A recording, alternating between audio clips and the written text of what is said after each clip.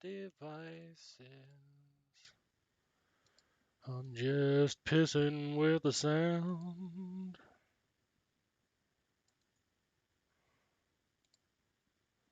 I'm just fucking with my sound devices. Yeah.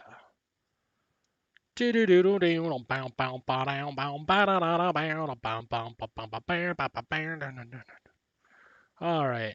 Now I gotta update the title. Title Econ 10 Econ 10 Fun.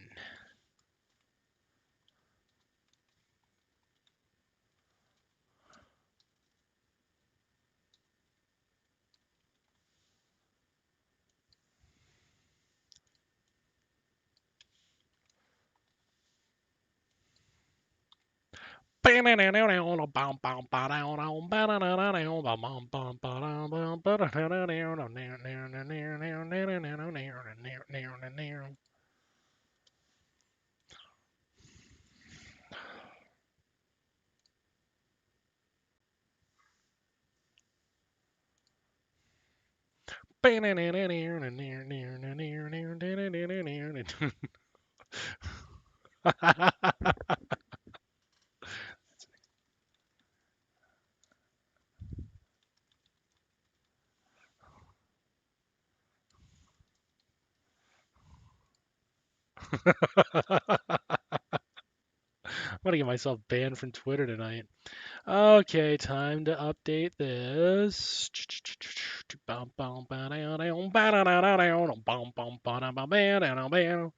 Well, somebody's already watching on Facebook. Cool. So we're gonna have to update that.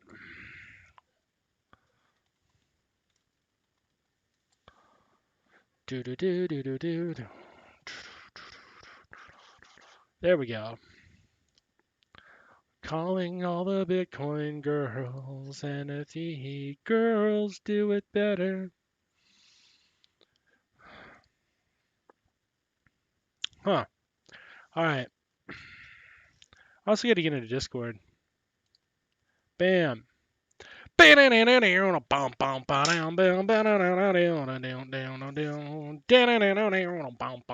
fucking, is that Danzig? I feel like that's Danzig. Damn, I don't remember what song that is. Yeah, chat, you probably should be that big. I actually want to see chat tonight. Okay. Two of my favorite things, Ahigao and economics. What can go what goes fucking wrong? Oh shit, I gotta do this too.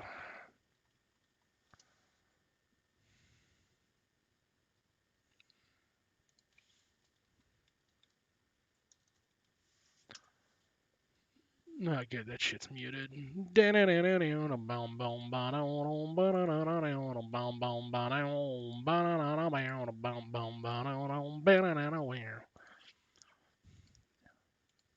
Yeah. So you should follow at Twink Decider. Yo, Yo. that's all. Yeah, the new Pokemon game's really good, dude. Huh? The new Pokemon game, it's really good. No, I'm not even thinking about that. You should be. It's the only way. This is the way. Okay. I'm not even thinking about that. I'm thinking about some other shit. You'd just be on some other shit.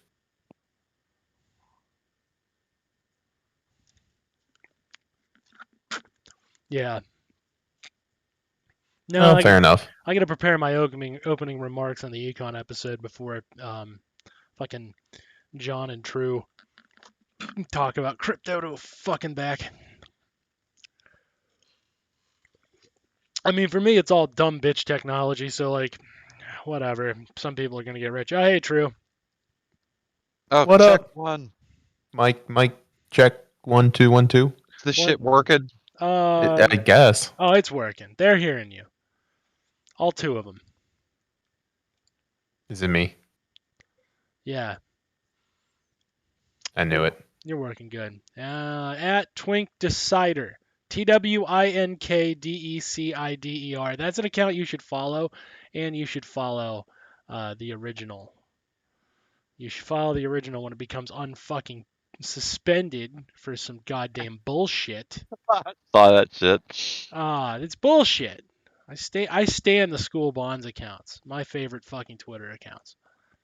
I don't even understand them. I don't know where it came from. I heard it comes from Bappin, which is like a sod accounts, which is like the funniest fucking thing to me. At New Hampshire SC1. Yeah. That's the original. You should follow that, but you should also follow Twink Decider. Yeah. What are we up to? 2 whole viewers. Hey, A couple of people in the they denied Twitch 2 too. appeals. Should we just split this up? Because some of them will probably go to the other thing. Let me see. Oh, hold on, chat. Fuck yes, you will. What's it come from then? Because I was told it comes from the Bappin crowd. I'm honestly curious, chat. Where does the school bonds come from? Cool. Bonds? Yeah, school bonds you account don't on wanna- Twitter. A subset. You don't want to Oh, know. it's a Twitter thing. Okay. Yeah, you no. definitely. This one you don't want to know. I don't think. So there was an account called AUHSD Bond. Okay. Now I want you to understand too. For everybody who watches this in posterity, it is unironically true that I stand 95 to 100% of all the school bonds accounts that exist now. Oh. Yeah. It worries me whenever True's like, no, you really don't want to know this one. So he was an actual anti-school bond account. Okay. What? I say that this is. What? No. I'm listening to you. I'm intently. And then he saw a bunch of anti-Semitism and homophobia and other bullshit and started cyberbullying the whites. Now it's an insane gay cult. Everything about this story rules.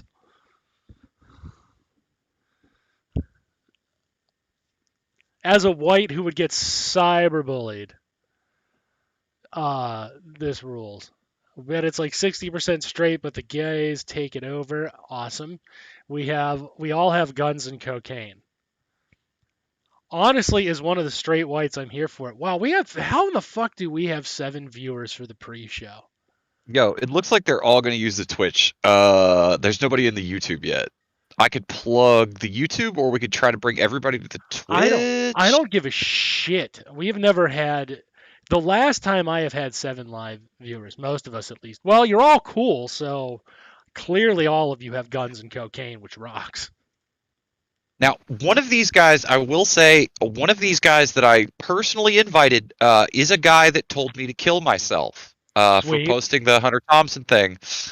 So we especially want to see that guy. That guy's the guest of honor if that guy comes That through. guy is the guest of honor. Anybody who tells Drew to kill him, Drew's the nicest one of us. People tell me, Because, honestly, like, Unless you're people, a particularly attractive manatee, A bunch Drew's of people- got you covered. yeah, a bunch of people just liked or retweeted or was like, yeah, I miss Hunter Thompson or whatever. But out of like thousands of Twitter users, one guy was like, yo, America KKK, kill yourself, white boy. Like that dude, honestly, that was my favorite response. I just want to talk I more. hope he comes through. Chad, I don't want you to give away your geographic position at all. Please don't identify yourself in any real world way, but please tell me how much cocaine you have, and tell me what mailbox I could go to pick some up in exchange for a large bag of money and like a Scrooge McDuck bag. It should be. All right. You've got me. You know I'm going it. I need a twink that hates me and will shoot me.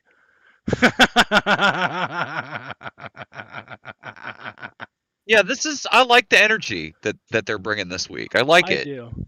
Is this the FBI? No. That's why I don't want you to give away Your geographic location. Yeah, I specifically don't want to know what you really look like. I don't want your fingerprints, so I would prefer you had. Now, the way to do it, all right, you're gonna have to put your hands into plastic, like those tight gloves, right? And then you want to put like kitchen gloves over it, and you want to put thick work gloves over it. That way, the oils from your hands will not, through the 3 layers of gloves, will not produce a fingerprint. I want you to leave your cell phone off when you make the drop, and I don't want you to turn your cell phone on until you are 2 hours away from the drop. Preferably just leave your cell phone at home so Yeah, that I you would. have the form of plausible deniability. Frankly, if you can't remove the battery from your cell phone, I would prefer you left it at home too. But at the same time, I still need to. Communicate, maybe, possibly. I need to inspect the cocaine for the smell. Everything you're saying is cool, so that's fine. But again, the other thing I'm going to need you to do is I need you to dress like a clown when you do the drop, because nobody expects that shit from a fucking clown, you understand? Everybody's looking for a drug dealer. Everybody's looking for a drug mule. Nobody's looking for cocaine clown. That is not a thing people look for. It's always just going right on my nose. Well, what the fuck?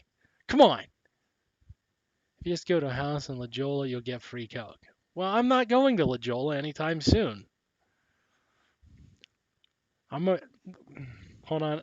I gotta piss in something mouth.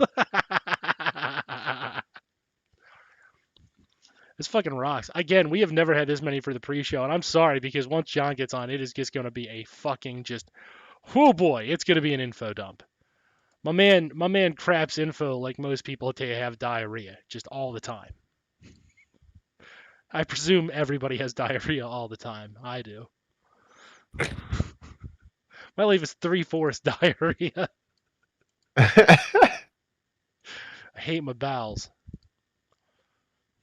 I really got to get going to work on fucking Genshin too, so this is gonna be tough. I gotta figure out a way to read chat while playing Genshin. Listen, if streamers can do it every day, you can do it one day? Question mark. Is that Don't is push that me. how that works? Don't fucking push me. There we go. They're starting to leave now. Why? That's fine. Because you're close to the edge. I'm on the edge of taking a piss in my pants because I'm a grown ass man. I'm not On the edge of recording. glory. This is kind of unusual, but I'm not recording this pre-show because I specifically want to start off the show with some hard ass truth. Oh, nice. Okay. Hell Yeah. yeah. Now I'm gonna say this. Busting the truth style. And none of you are gonna listen to me. Not a single one of us. Not a single one of you two. I do It's not. true. I do not want interrupted in the intro. It's very important. I've I'm back. already interrupted you. I'm back. I'm not a piss guy, by the way. It does nothing for me, but I do it as a courtesy because the twinks want it usually. Hey, okay. I mean, listen, it's nice that you share things with other people that they enjoy. Yeah. That's right. It just proves that my investment into school bonds as my favorite type of Twitter account is valid, because that's I don't know what that means still. You don't. It's, like I said, it's an insane. As I said, as chat informed me, it's an insane gay cult. Oh. It's a squad that, like, they will have your back, but they'll have your back so often and in such great numbers that you start to feel really weird about it. Like they roll too hard and too deep. Like you really wish they didn't have your back? Well, not that so much. It's just like it's weird. I, for like, one, just want friends. So I want when they have my back.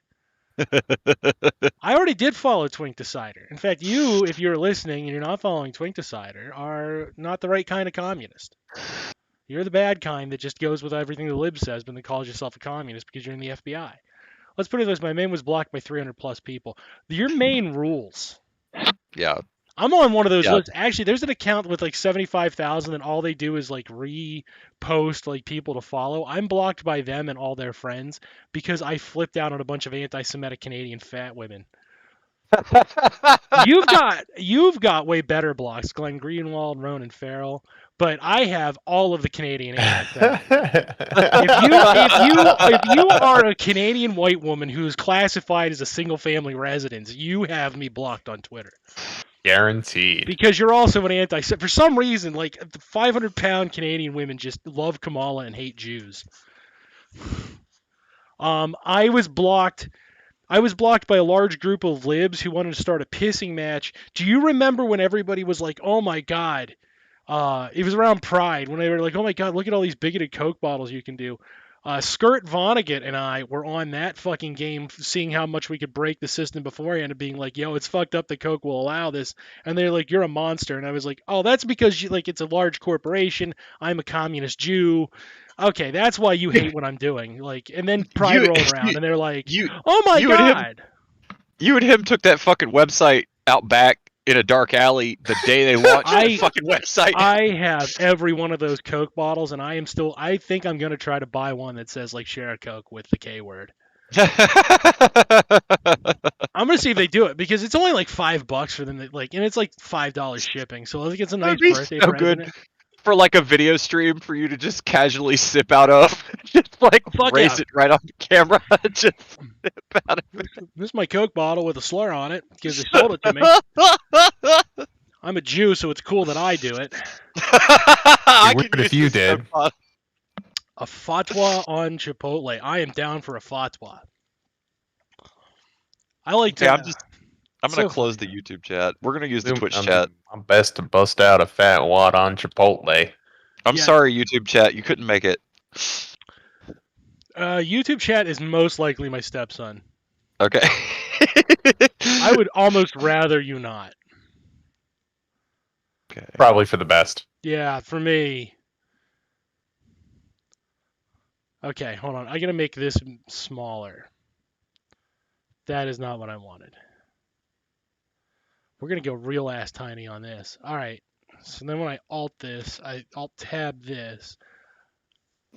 You know what? I'm not gonna. I can't repeat that for legal reasons, but I agree with you, chat. You probably could. I've heard of your sexual prowess. Okay, with your dad? Not quite. Not quite. Not quite where we're going with this. I'm not gonna repeat it. Nice try, Jenk.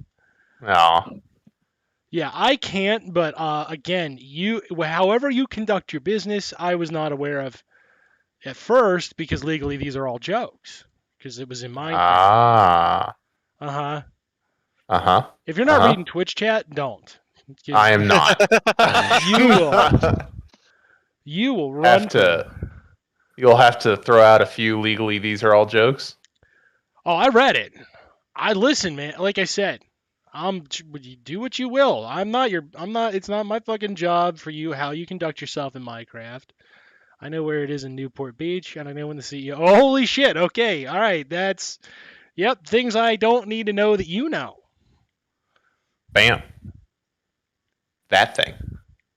Yeah. Well, let's just say legally, I'm indemnified because I have to presume you're joking. Obviously. I'm loving chat tonight. Also, I'm gonna say this up front, though. I know you followed me for a long time. You understand this is a communist podcast, right? The chat got that? No. Not No. you. No. Oh. Not you. Okay. Yeah, I definitely don't understand. Whatever you do in Minecraft is your own business, my friend. Again, I just don't like anti-Semitism. As a Jew, I don't really care for anti-Semitism either. So tonight we're going to talk. This is fun because tonight's episode is Econ, and John and I are both Jews. So tonight it's just I almost call the episode Two Jews Talking About Money. Because Two Jews, one NFT. two Jews talking about money. Like what is more stereotypical? Jews give people brainworms just by existing. Yeah, well, Starting I to heard fall that. out of the fun spicy and into the less fun spicy. This is the Oh, what's spicy up? where I have my fun. I'm glad for you. Thank you. It's fine. It's about damn time you say something nice and helpful. I don't know why it can't happen more. Oh, I have. There's a few reasons. Yeah, we know why. We know why. Anywho, tell them to click this link. Yeah, so we've heard similar arguments. The Jews give people brainworms just by existing. Don't click That Australian guy had a case of the brainworms. Holy shit. You got me, chat. You know I'm going to click it. I trust you implicitly. That is a mistake. No, it's not. No, I wouldn't say so. No, chat gets it. Chat knows what's up. Which chat is this? Twitch? Yeah, Twitch chat, the coolest chat. It is a banger. I'll give you that. There is definitely banging going on in that picture. That is definitely banging. I can't. As a metaphysician, I like to call things what they are, and that is definitely banging. There we go. Now our numbers are hitting right where we're supposed to be. Magic 3, one person in chat talking. All right. There we go. That's better. Yep, now we're in our wheelhouse. Yep. I feel more comfortable now. Yes. Now, John, I'm going to warn you too. And again, I don't want to interrupt it, but I have some opening remarks for the episode. I'd like to state very clearly and succinctly. I'll introduce you all, and then we'll get into the main show. There's no way we will ruin this for him. Thank you. That's all I ask. For once, when I'm trying to run a bit, just let the bit happen. All right. Don't try to correct me. Don't try to use that as a jump off point for debate. It's not up for debate. It is what it is.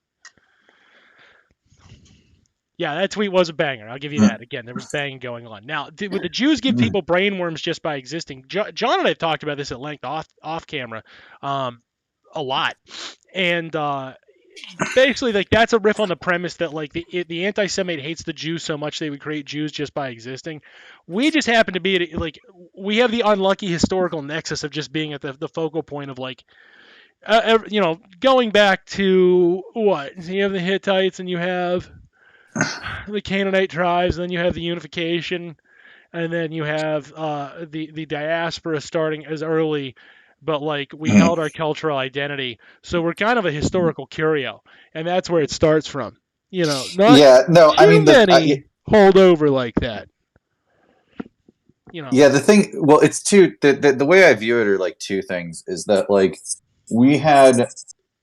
You can almost call it unfortunate. We had the unfortunate tendency of writing everything down. Yeah. And the main difference between us and like every other group that got diasporaed a billion times is that we were able to like maintain a cultural cohesion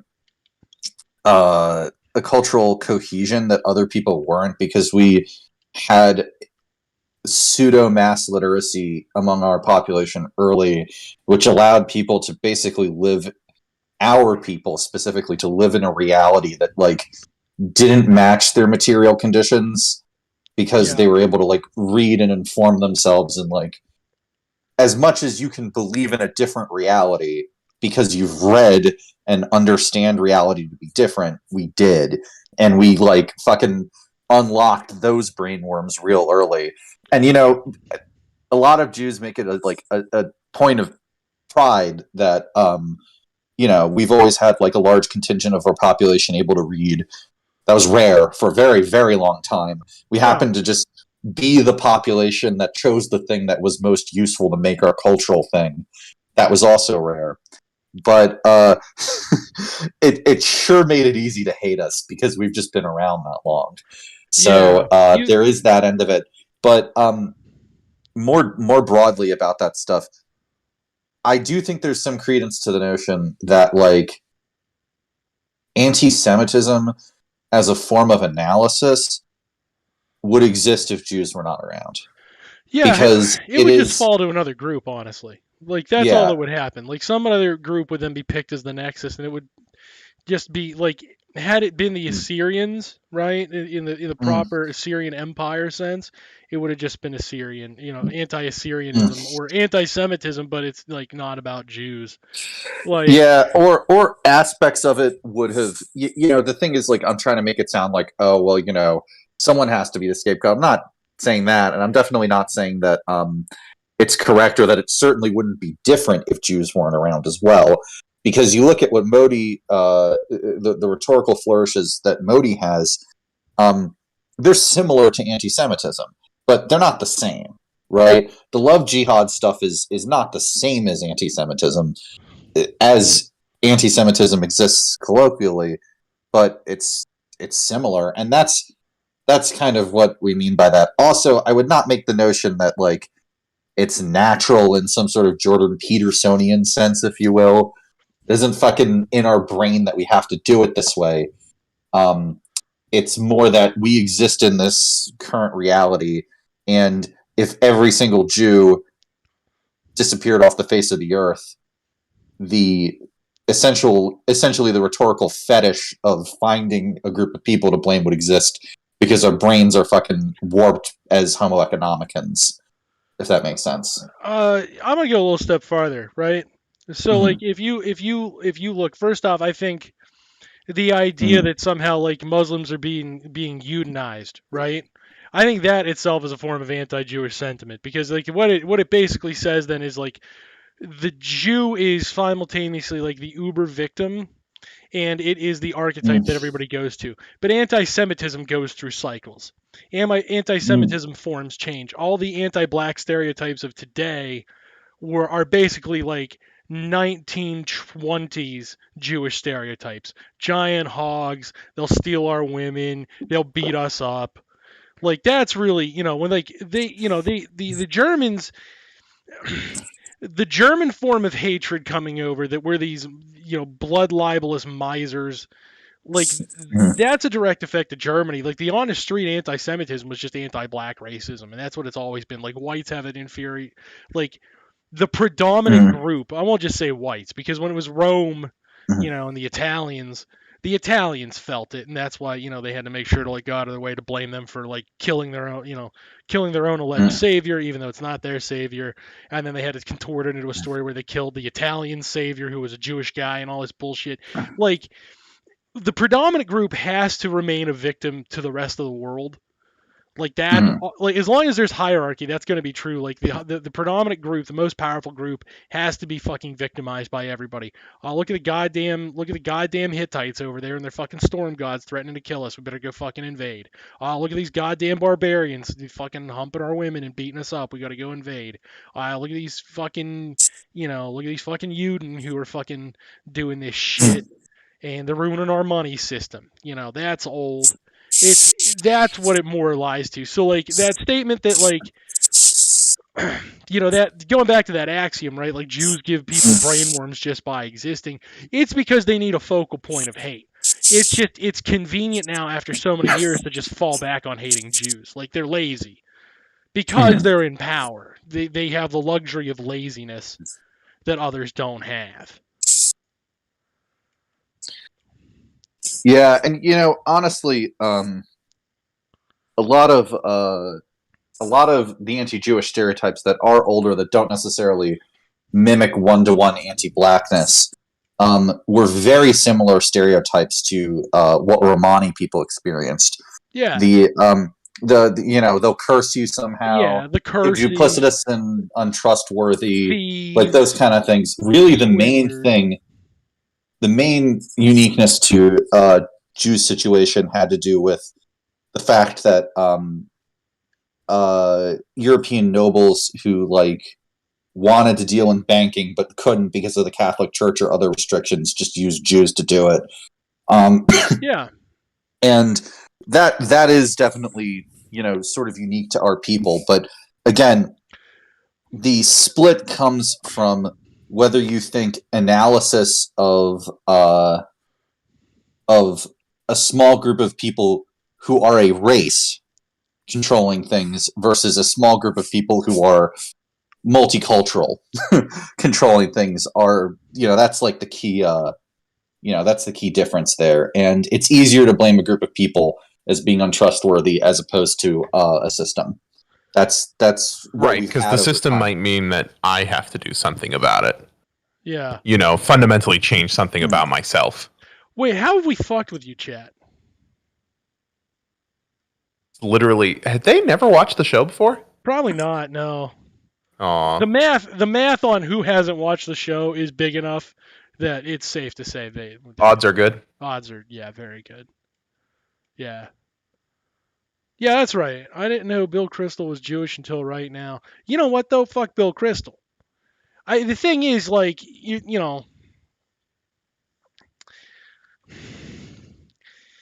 fuck Bill Crystal. He ain't shit. Yeah, that's the whole thing. That's the whole. How else do you put it? Like, whether or not he's Jewish is wholly irrelevant for this conversation. Bill Crystal sucks. I can't remember which bill he is that sucks, but all I know is I know there's 9 bills I've amalgamated, and they all suck. Every single one of them. Well, there's Bill Crystal, who's not Billy Yeah. Crystal, who doesn't suck. Wait, they're not the same person? They're not the same person. Oh, well, I have bad news for my brain too. Yeah, so Billy Crystal, I have no beef with, although he's also Jewish. So just a fun fact there. If your name's Wait, Billy I thought Billy Crystal, Crystal was a chud, wasn't he? no, is he a chud? I Am don't I know. thinking of someone else? I don't know. I don't pay attention to Billy Crystal. I just remember him from I like. swear I remember someone saying he was a Is it chud. Billy Idol? No, that's not Is that Billy one of them? Idol. Bill Crystal sucks. Here's the deal: the culmination of his life's work was trying to nuke Iran. Oh, him. Yeah, he failed, so the next best thing he did was nuke my Twitter account for being a hot Persian and gay as a consolation prize. Well, yeah, that guy sucks.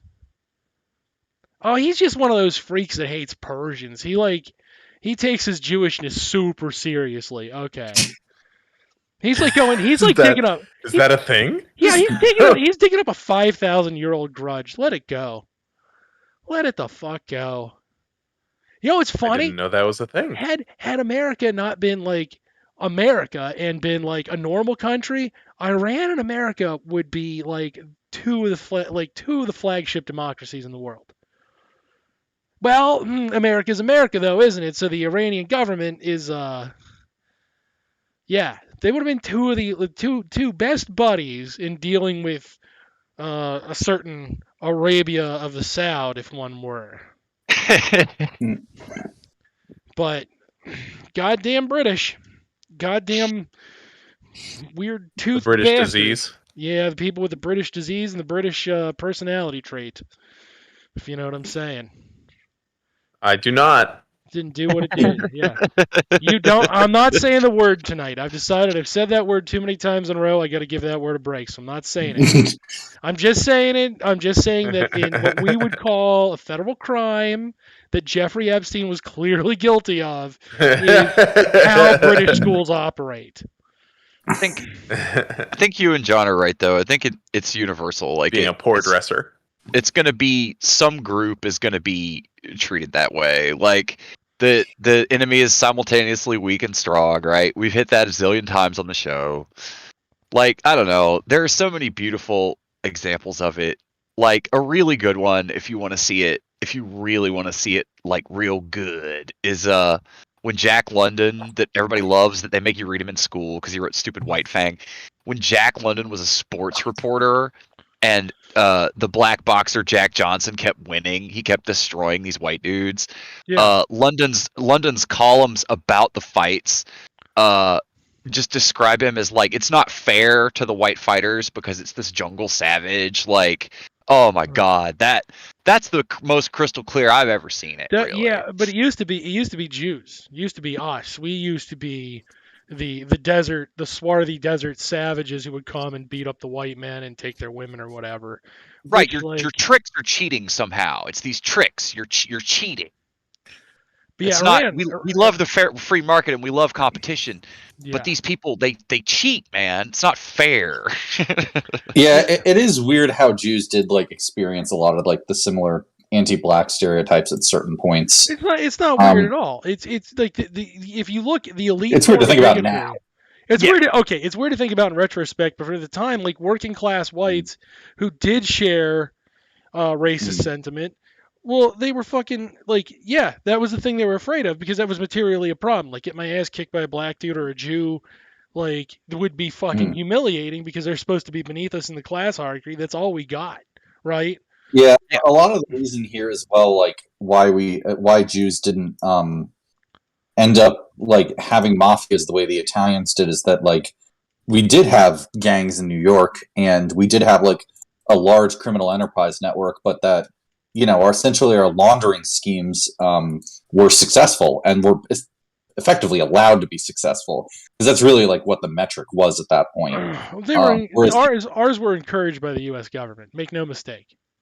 Yeah, ours were openly encouraging, like, and really like the Italians and the Cubans were too. Like if you look at all the good criminal families, they just act as a form of, I don't want to say extrajudicial I don't really want to say extrajudicial, right? Because like if the U.S. government says do it, or the Japanese government, the Mhm. Russian government, whatever, if they're like, yeah, it's fine that you did that, like, is that really outside of the legal system? Like, is it really?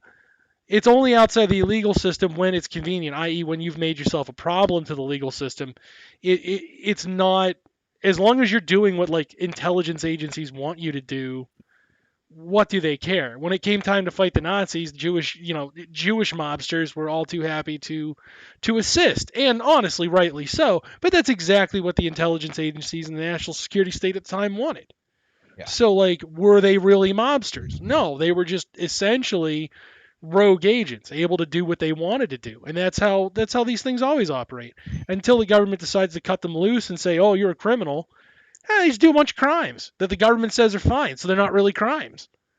I mean, the thing is, that's the thing about legal authority under liberalism. If the government okays it, it's not a crime. That's the thing. Yeah. That's the thing that like people fail to acknowledge. Like Coca-Cola in South America, the banana republics in South America, the fucking banana companies who made those banana republics. That was all sanctioned. That's just fucking terrible. Look what they did to Iran and the Shah, right? Let's just like for the sake of actual caveats, right? It can still be a crime. It just might not be illegal. That's It the is definition criminal of a what is crime. happening, right? No. Take moral definitions out of it. We're talking legal liberalism. All right. We're just talking that's all criminal is, whether or not a law has been violated. If the government No. okays it, a law has not been violated. It is state-sanctioned violence. It is Does state it matter terrorism. if a government does not okay it? The government that is If one authorizing government it is not says criminalizing yay, it. Right. another says nay. Uh-huh. I mean, there are like individual instances where, like the technicality of the thing being illegal, can, if it leaks to, if it leaks to the press through basically people being competitive, and we can call it that, within the system that it happens in, you can get instances where it does technically get pursued as a crime, but then a lot of the time it gets pardoned. I'm thinking specifically of Iran-Contra in this case. But that's really more of a technicality than anything else. And there, critically, it was state-sanctioned, state-sponsored. It became inconvenient, so they went through kabuki theater to pretend it was a fucking crime, and then they ended up pardoning Ollie North anyway, who by rights should be in fucking prison for life. Honestly, yeah, I mean, even before that, like let's not pretend like that was the thing that should get him in prison for life. The man is a fucking serial monster, like all these goons are. But if you'll notice, if the state then pardons it, right? If the state pardons the behavior, yeah, okay, you're guilty of a crime, but like the state also said, like, yeah, it's cool, just go hang out somewhere, go do whatever you're gonna do anyway. So again, first they had. What's the term I'm on here? Pre-facto fucking eligibility to do the shit, and then they had ex post facto eligibility to do the shit. We're splitting hairs at that point. The state just sanctioned terror. The state yet again sanctioned terrorism. Yeah, it's a terrorist state. What makes me laugh is when they're like, yeah, Iran and North Korea and Iraq. And like maybe even Libya, like these are state sponsors of terrorism. They're on that list because they're so bad at it. Yeah. If they were good at it, like the United States, they would just be an ally. Like I've told this story on the show before, but it trickles down to every element of America. I worked at a company where they sat us down and told us that they thought that these agents, these spies from these other companies were going to sneak into our facility and steal our intellectual property, and we needed to like keep a lookout for these spies from these other companies. And the first thing that I said was, "Oh man, that sounds dope. Can I work in our spy department instead of having this horrible job that I fucking hate? I hate my job. Can I have a spy department job and go sneak in somewhere else?" And they said, "Oh, we don't do that." Oh, fuck you. Yes, you do. Yeah. Why are you bad at capitalism? Then why are you worried about it? Yeah. Fuck you. Why are you so fucking bad at capitalism then? Like, if they're Yeah. spying on you, dipshit, you should be spying back. Yeah, you can have this production job, you can have this logistics job. I'll start your spy department if you don't have one. We need to strike back. Get these fucking assholes right where they live. Yeah. Hilarious. The dumb shit capitalists say. Shit capitalists say with a straight fucking face is We just don't need a insane. spy department. They were on fire this week. They were on fire this week. Shit capitalists say was on fucking fire this week. Oh my god, it was on fire this week. Oh, It was fuck. literally on fire and collapsing. That fucking bridge falling is hilarious. That's very near where we live. Like, relative is. to you. Did you see the 3-year-old picture of the rusted out beam just protruding into the fucking air? Yeah. Again, it's literally It's where right we near live. us. We could have driven to it very easily. I'm It's just Like sad. painfully easily. He was doing that infrastructure tour. He was going to all these places. I'm just sad that we don't live in the timeline where he was going across that bridge and everybody fell off, like that scene in Akira, where they're all like that scene in Akira where the bridge collapses and their fucking prophet is jumping on their heads trying to save himself. I'm just sorry that we don't live in that timeline, but Fucking unfortunately, would be amazing. like Wile E. Coyote, he walked out onto it and he was like, "It's totally secure. Look, I'll stomp on it right now." Bam, bam, bam. That's just Yeah. the people in that timeline had a great day, Oh yeah, they did. Oh yes, they did. Oh fuck yeah, dude. No. Wouldn't Harris be their president then? Would that be much better? No, of course. Like, why? What? Come on, no, it'd be her. You know Now what? that It would though? be funny for a day. It would be Now- funny for a day. I get it. Now that you But mention yeah. it, though, he's too crafty. He'd use his Irish tricks. Now that you mention it, he would say very Kamala, Irish trick. Kamala, these people say the infrastructure's crumbling. Go stomp on that bridge and show them. Show them how strong it is. Show them the might of Pittsburgh. You know what? I got to push back Steel just a little town. bit, man. I got to push back a little bit. That liberal thinking is exactly why we're in the situation we're in. Like, thinking like that, like, would that be much better? No, you know what? You can't worry about that. If your options are both shit, watching somebody who sucks go down rocks. Twitterdin. What's up, Twitterdin? We got a chat. What's up? Welcome to the chat. Thank you, True. Yeah, like, think about it for a second, John. Like, obviously, Kamala Harris blows. That woman sucks. She's awful. All her fans are Canadian anti-Semite pieces of shit. All of them. Every single one of her fans is nothing but a fat woman who is a single-family resident. She's 850 fucking pounds, and hers is entirely because they've just been doing nothing but fucking mainlining goddamn bonbons, sitting in a chair reading the fucking protocols. Okay, all of her fans suck. It would obviously be terrible because we'd have a fucking president in the alleged Workers' Party, which is a real fucking sus that that's the Workers' Party. But Yeah. But let's pretend I buy that bullshit for a second, and I don't. Okay? But we're pretending that we do. We're going to pretend that I do for just a second. Obviously, it would blow dog dick if she became president. You know what the counterpoint is? It would be fucking funny that the libs got owned on the fucking thing they were supposed to do right and couldn't get fucking done. Yeah, but then we'd have to deal with the entirety of the. We'd have to deal with the way the press would report on her for 3 more years. That would suck too. About what a hero she was. I really do think that would be worse than what we're in for right now. Well, what's going to happen? What's the damn difference? Honestly, what's the It'd be goddamn more difference? annoying. That's the only real difference. It's going to be funnier when they try to explain that girl boss Kamala can't get the fucking infrastructure bill done or $15 an hour done. Because what it's going to do, honestly, it kind of would have been better if it happened. Because then when they fucking shove down our throats their fucking multicultural failure, we could finally argue on the grounds that maybe just any old vagina won't work, or we're going to need a left-wing vagina in office. Or maybe if the penis is a different color than old white man, that alone isn't good enough. We would finally have an argument against identity politics. Frankly, that would be fucking astounding. Now I'm kind of sold. Kamala 2024, baby. Put No, her dude, in it would lead to a bunch of mansions. That's all we'd fucking get because that's the all only we have actual now. alternative. We have 11 now. How many more? What damage is 12? He ain't president. He isn't the fucking face of He the is party. the president. If he gets to go on the news and whine that everybody's mean to him, so we don't get what we want because everybody's mean, he's gone beyond president. He gets to pretend that he's the dictator. There were So who 11 gives of them a in the shit? fucking. Yeah, there were there 11 are of them 11. in the fucking Senate. There are 11. There So were- here, what? Let me ask you this: if there are already 11, what damage is 12? What There were damage is 11 13? of them. Then why did we want Bernie to be president? Why did we want Bernie to be president? To shove. Have we talked about NFTs? No. In 3 minutes, we're going to start talking about NFTs. Come back in about 3 minutes and 50 seconds. Yeah, this is pre-show. Swing back. This is the pre-show. We are fungible. Here's the problem, John. You just pivoted positions. Just move the goalpost on it. You're like, oh, well, then we just have a Senate full of mansions. Well, we fucking do.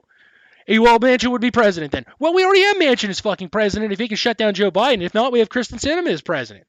And if not, we have the other 9. And then you're like, well, then there would be more of them. Yeah, no shit, there would be more of them. Who fucking cares? Because they're all looters. They're all fucking losers, and they're all fucking assholes, and they would just predicate upon predicate upon predicate, shutting down the fucking girl boss president, which would finally put a fucking... It would take... Okay, we're in the vampire's castle. We found Dracula's fucking coffin. There Dracula is. It's Kamala Harris with a big white poofy wig and fucking awful makeup. And then, right then... Because every mansion would just whine and bitch and piss and moan, and that's all we'd have to hear about how we have to appease these fucking moderates who are actually just these radicalized jihadist fucking capitalists that we have that are fucking insane. I'm feeling you. Hold on, True. We would finally be able to take the fucking spike and ram it through the goddamn heart of fucking identity politics. Because if the black girl boss can't get it done, which is what we were promised, then it had nothing to do with her being black or a girl boss. It turns out it's because her politics sucked. That's the common fucking thread. She has old white. How would that have not killed the class politics of Sanders? Because that would have killed his agenda. Sanders is a different problem, because if Sanders had gotten in, he wouldn't have done shit either. But the difference is that Sanders would have energized workers to fucking go do something. It's hard to get energy around, maybe you should go back from where you came from. Maybe you should just stay in your own country. Don't bust. Don't come here. Don't try to get through. Don't Somebody finish. Somebody said the other day that morale was just as important as like technique or something, revolution-wise. Yes, it is. For a long-term left project, we're actually going to need workers who are invested in the fight. And if the difference is when Bernie loses, and we go to the map for Bernie, we have a leader who was actually going to do something for us. Now, you can clearly argue that he is no Marxist, and I think he has sympathies, but at the end of the day, he's a social democrat, right? Yeah.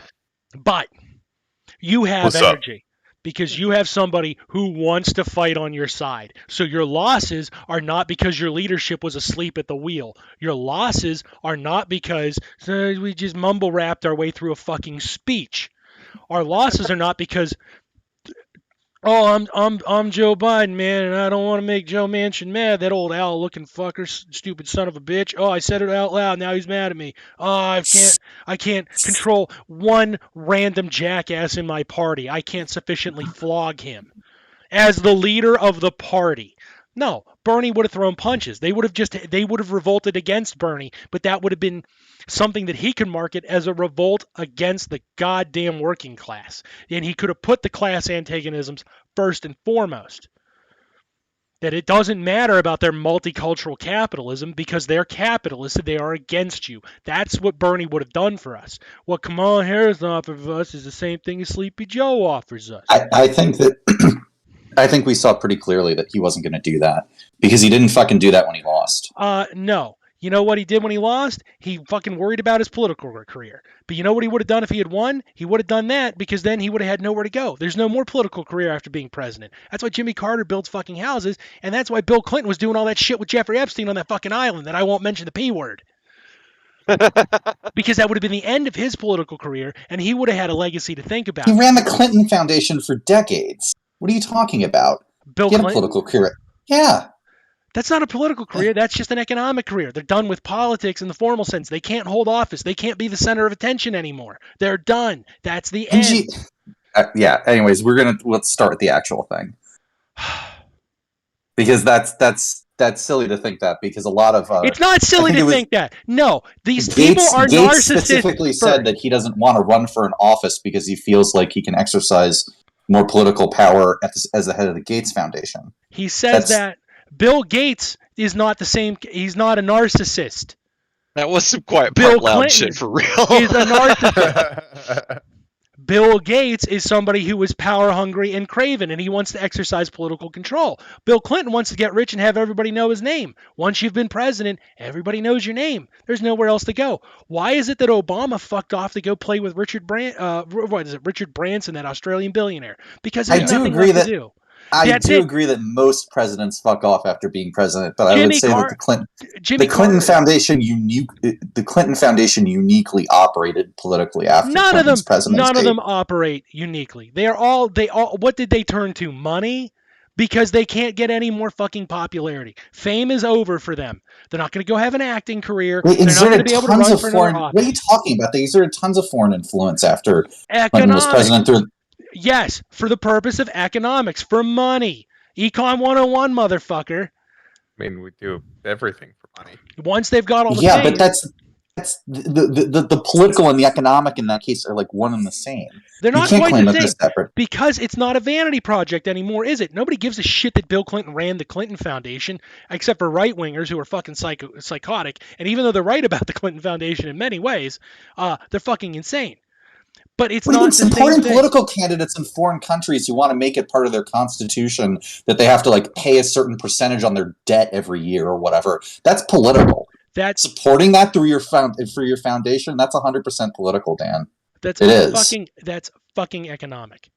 That is pure fucking economic. It's changing the constitutions in different countries. That's political. For what purpose? For what purpose? Is it for a moral purpose? What's the purpose? What did you just say? What did you just talk about? What word? One word. 4 letters. Starts with a D. Ends with a T.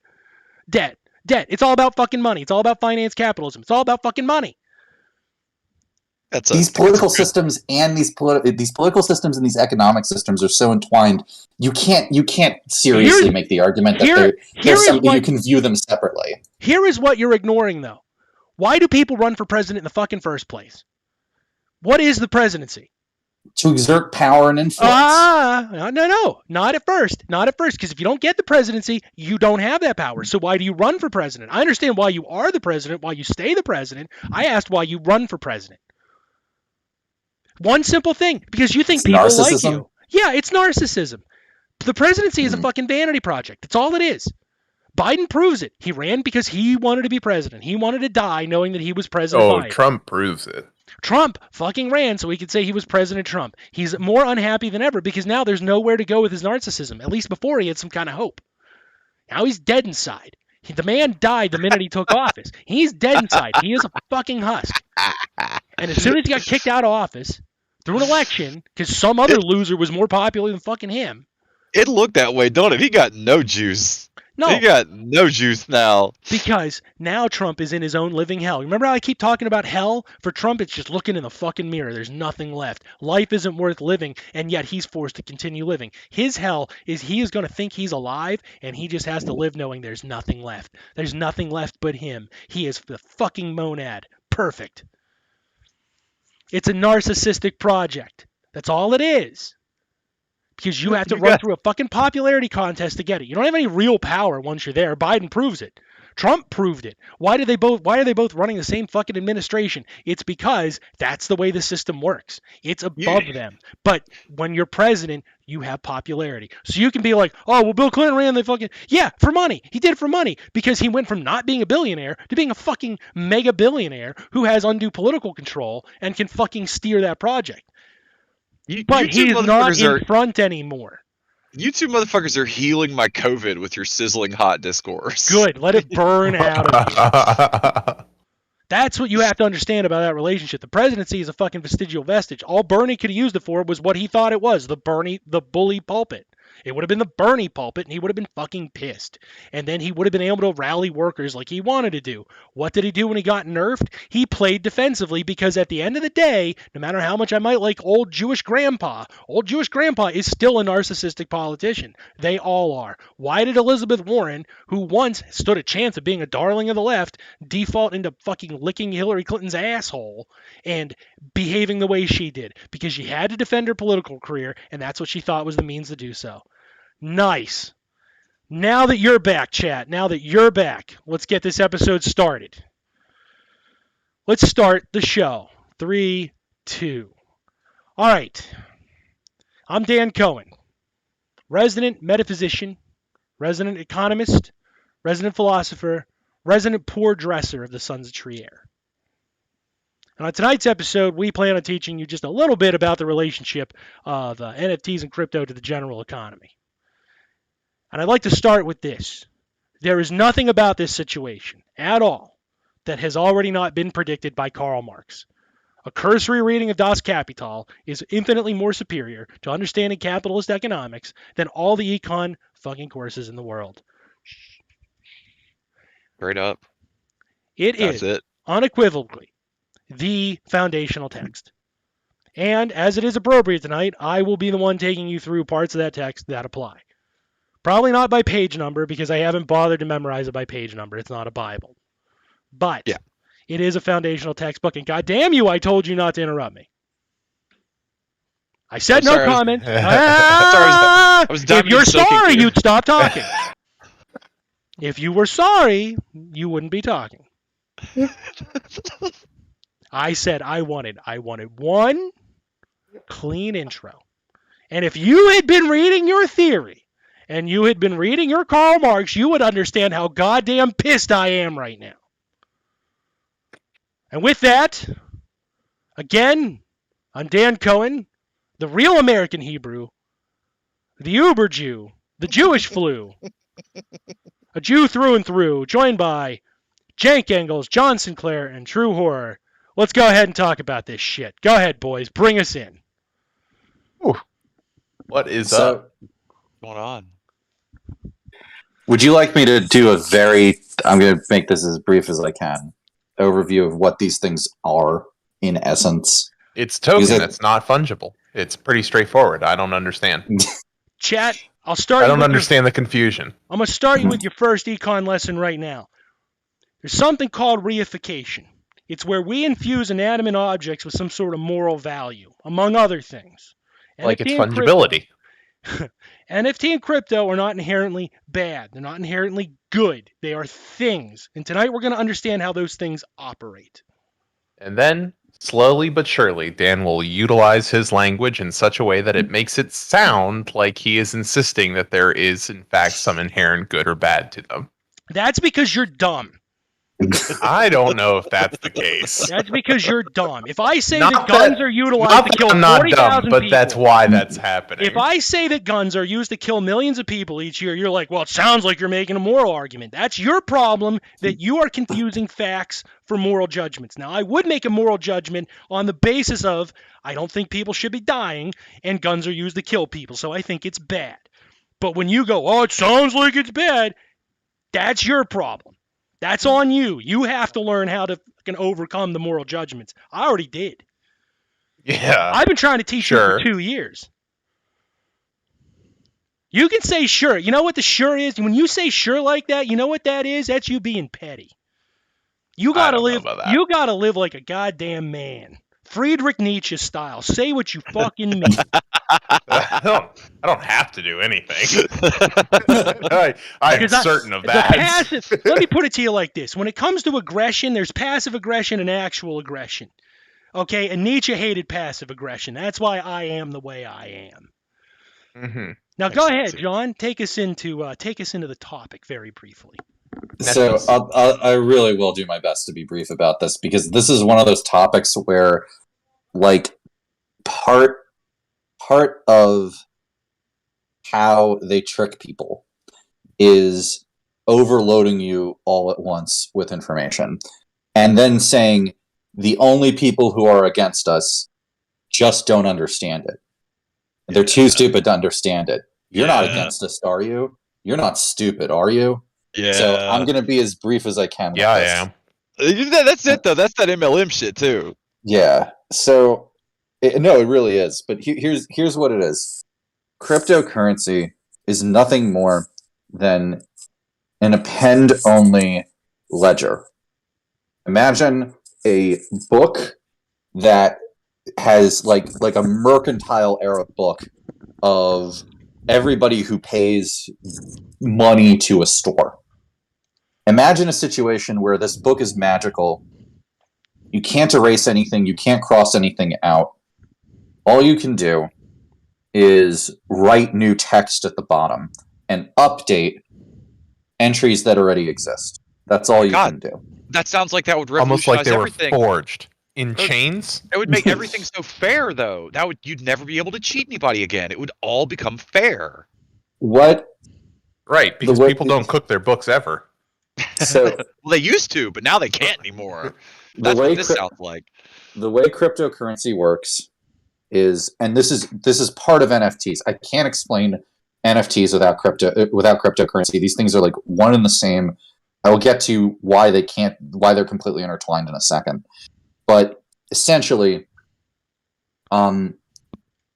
this is an append-only database, and the way that you make sure that you can't spend the same dollar twice or take a new add money to the system that wasn't already there, the way you can't fake anything, essentially. The way that they make sure that you can't do this with cryptocurrency is that they have a server that is dedicated to verifying when a new transaction goes through. So when you go to transfer your money from one person to the other to buy a thing,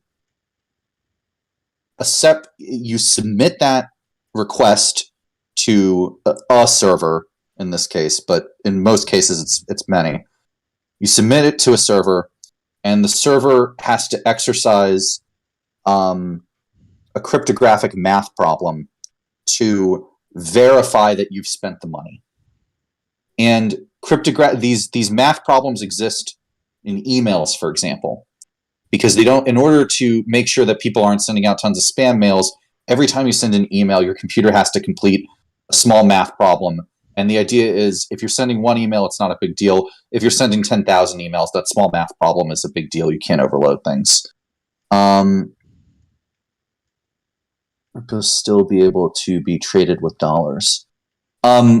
So if the servers cease to exist, I'm just answering the question from chat. If the servers cease to exist, which I'll get to in a second, but if that were to happen, then you wouldn't be able to trade crypto anymore.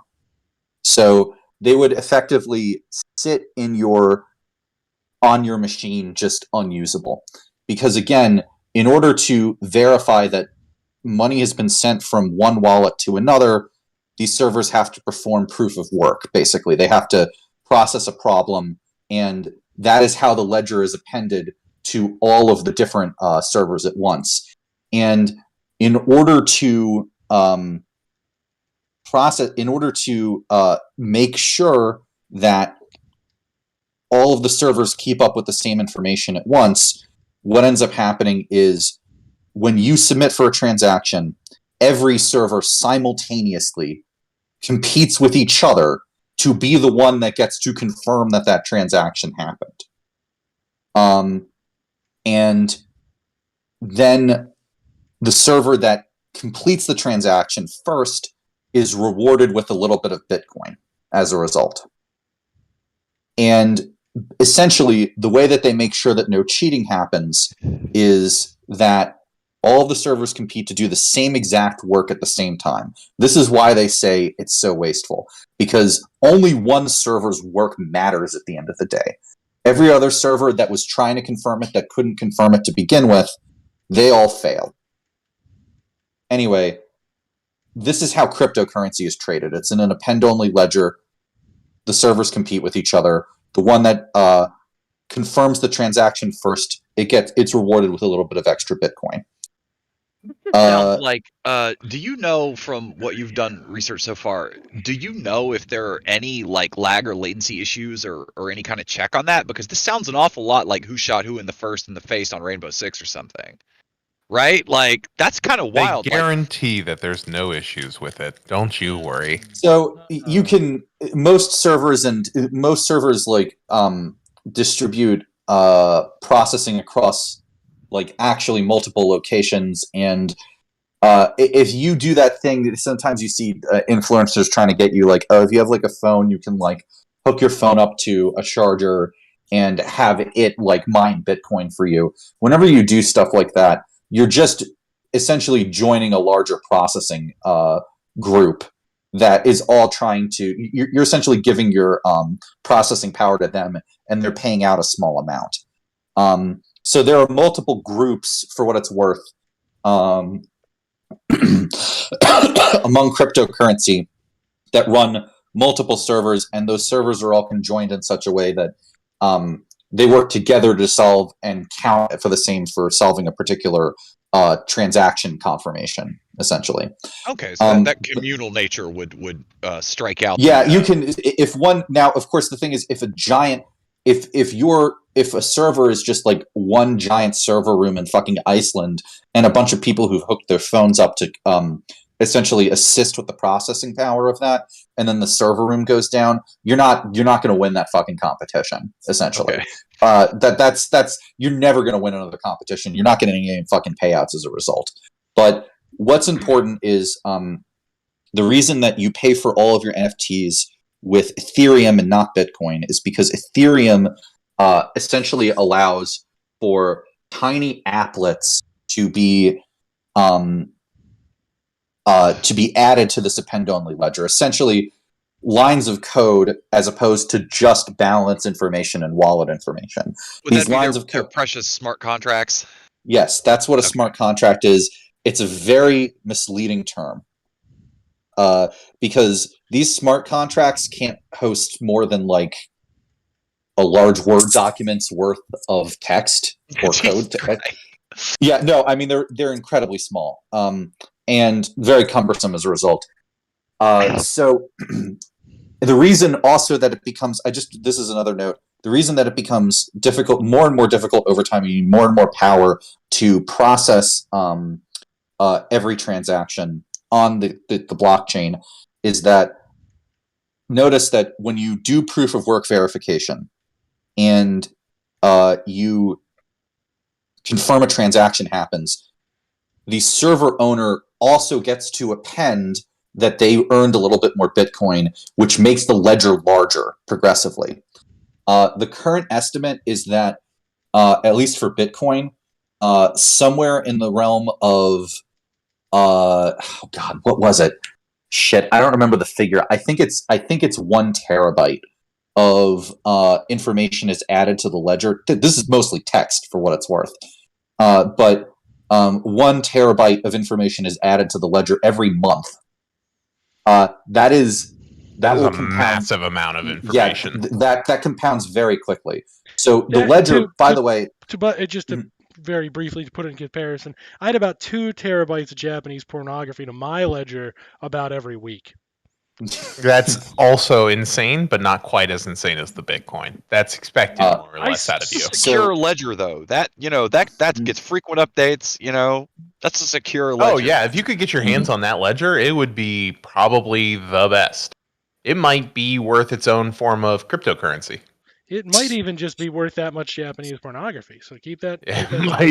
By the way, it might even just be worth it as Japanese pornography. To dumb this down, if I'm understanding it right, this is basically you go to you exchange your money for play money, and then what happens is when you go to make a payment, 19 credit card companies fight over who verified the payment was made.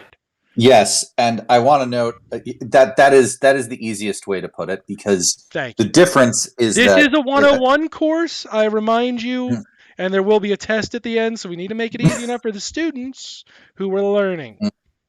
And I want to illustrate the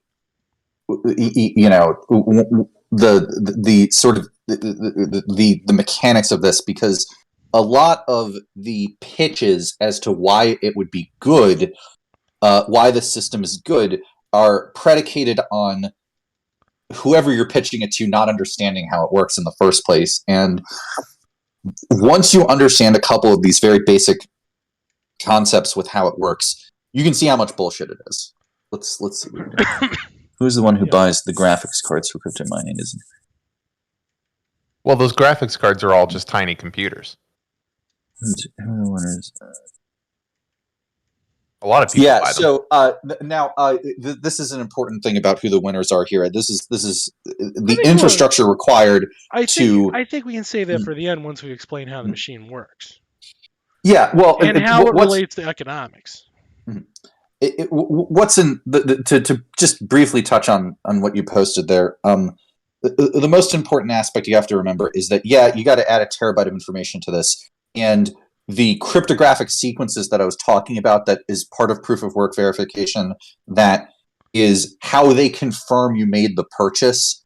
Those are done with the graphics cards. They're extremely expensive. You probably noticed that the graphics cards have skyrocketed in price as of late. And here's the other thing too. If you hook up your cell phone to like a power cord and then just hook it up to your Wi-Fi and let that shit mine, right?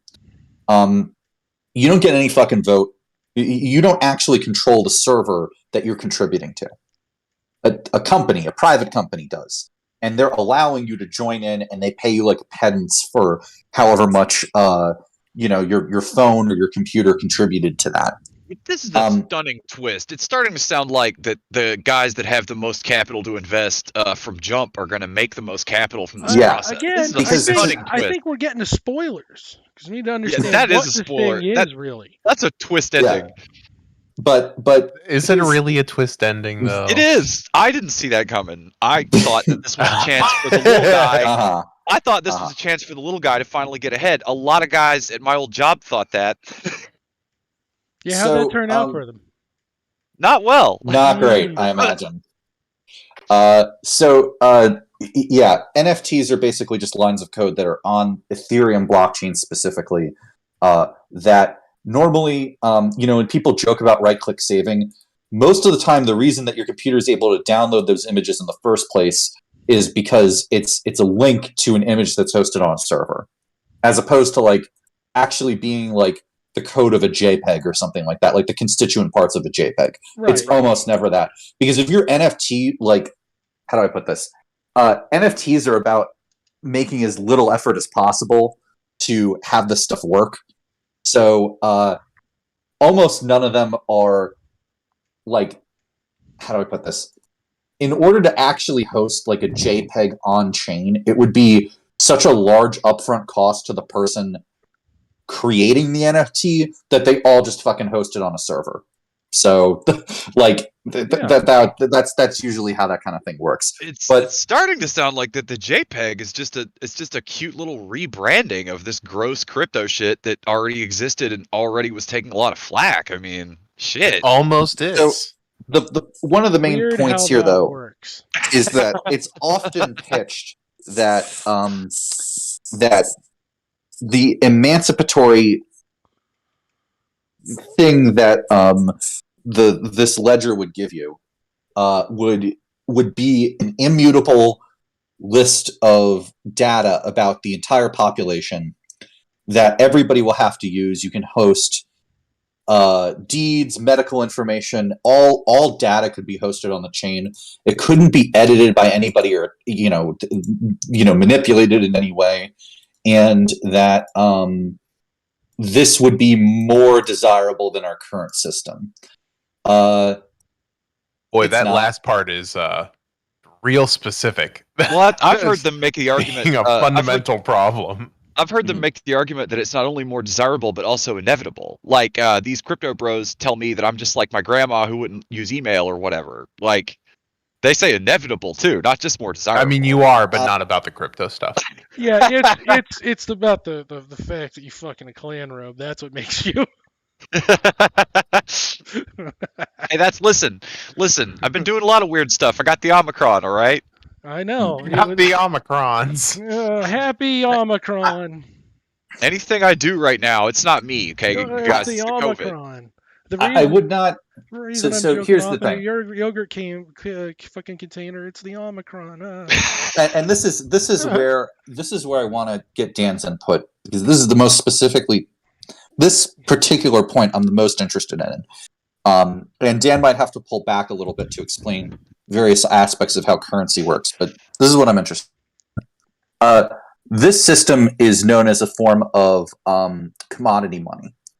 And the reason that it is that when you are accessing your bank account, whatever account you use with USD, the balance in your bank account does not represent any particular dollars that they have set aside for you to like access, right? Which means that it's representational of actual money. It also means that processing can happen basically immediately, and that your money is separated from any physical dollars. On the blockchain, however, because again, the ledger is essentially immutable and transactions have to be group processed all at once, every Bitcoin, every Ethereum, every unit of value on there represents an actual, this is air quotes, actual unit of value that has to all be processed at once. And in very broad terms, the reason for this difference is that the money that we have today is fiat currency, and the money of blockchain is commodity currency, akin to having a gold standard. Not exactly, but akin. It's not quite. Not quite. It's not. This is what I'm curious about. Well, no, but it's not quite. I just want to finish the point. Well, hold on. The point is wrong. What the point isn't wrong necessarily. The point. Shut up. The point is that you're not operating on a gold standard. Under a gold standard, your money is exchangeable for a finite quantity of gold coins or gold in the form of bars, right? These are numbered, these are tracked, they operate like a currency. You're talking about having a pile of fucking metal. You're actually talking about operating in pure commodity. That's where the difference lies. And that actually is a crucial difference. Okay, so that is a crucial difference on certain levels, though I think the parallels between them are enough that I think that the system for cryptocurrency is more similar to gold than it is to our current system of currency, which is fiat. And the thing that I was going to ask you is that wouldn't going to this system actually represent a regression that capital holders would not like? Because the thing about this, just as a minor preview of what the conclusion is going to be, is that the absolute richest people in the world don't necessarily love, to my understanding, don't love the idea of moving to crypto, but the people just below them do love the idea of moving to crypto. Anyways, with that, please elaborate, Dan. Case in point, like Musk, when it was time to pay that kid to take that Twitter account down, he didn't pay him in no fucking Dogecoin. Musk paid that kid $5,000 fiat currency when he wanted to be sure it got done. Yeah. All right. So the earliest form of currency, right? It goes back thousands of years. What's the difference between a crypto bros and an economist who has long university education with decades of work experience? Absolutely nothing, because they're probably not a Marxist economist. Yeah. And what are the similarities? The fact that they're both so fucking stupid at capitalism that they have they have the innate ability to accrue value, but they have no idea to comprehend how they accrued the value. Like they do in the baby sense, I profited from a transaction, but they don't understand the machinery that allows them to continue to profit. That's the difference is how stupid they are. The crypto bro embraces his own stupidity. The economist has spent a lot of money and makes a lot of money having a fucking delusion that they have their finger on the pulse because they're a neoclassical economist, which plays pretend that the price form is the ultimate form of value. Okay. So that it was ever time to start writing books about it. Yeah, that somehow that fucking the price form is the be all end all, as if the price form wasn't a piece of machinery to exchange values within, and thus there's some other value that actually matters. Uh, d- eh, what do you do about that? Like, one of them's professionally stupid, and one of them knows they're stupid and runs with it anyway. Good on them. Um, Wow, you just made the bros sound less I guess though, yeah. I guess though, Oh, in yeah. this particular instance, the bros are less scummy because they have no fucking bones about what they are. They know press button profit comes out. Yeah. Economists spend a lot of money to delude themselves to think that's not how the machine works, and it's designed to people who are willing to take profitable actions over any other type of action, rather than people who retool their thinking differently. I feel like if moralists in this society do not do all that well, and there's a reason for that. It's not designed as a moral system; it's a profit-making system, right? Yeah. So you have to start with the idea of the commodity in the market, right? If I take wheat, if I drag a whole shit ton of wheat down to the market, I want to trade it for corn. Easy enough. There's a certain value of wheat that the corn guy will take, and there's a certain amount of corn that I will take as value for my wheat. Then we have the transformation of the technology of debt. Okay. And in debt, we can store value in an object and assign it this ephemeral quality. The promissory note, if you will. Yeah. We can hold it in this ephemeral form, in the form of a currency, right? That's how we get debt. That's a huge technology. So we can hold this debt inside this currency, and we can transfer those debts, right? We can move them from one person to another in exchange. They act as a medium of exchange for two different values. So instead of trading corn for wheat, we each sell our corn and wheat, and then we buy off of each other. We don't just do simple barter. Those currencies before capitalism were agreed upon and universal, and their first purpose was like, if I accidentally killed your sheep, instead of you killing my sheep and then my cows to get retribution, I could pay you in some form of debt. I could show that I'm indebted to you in some form.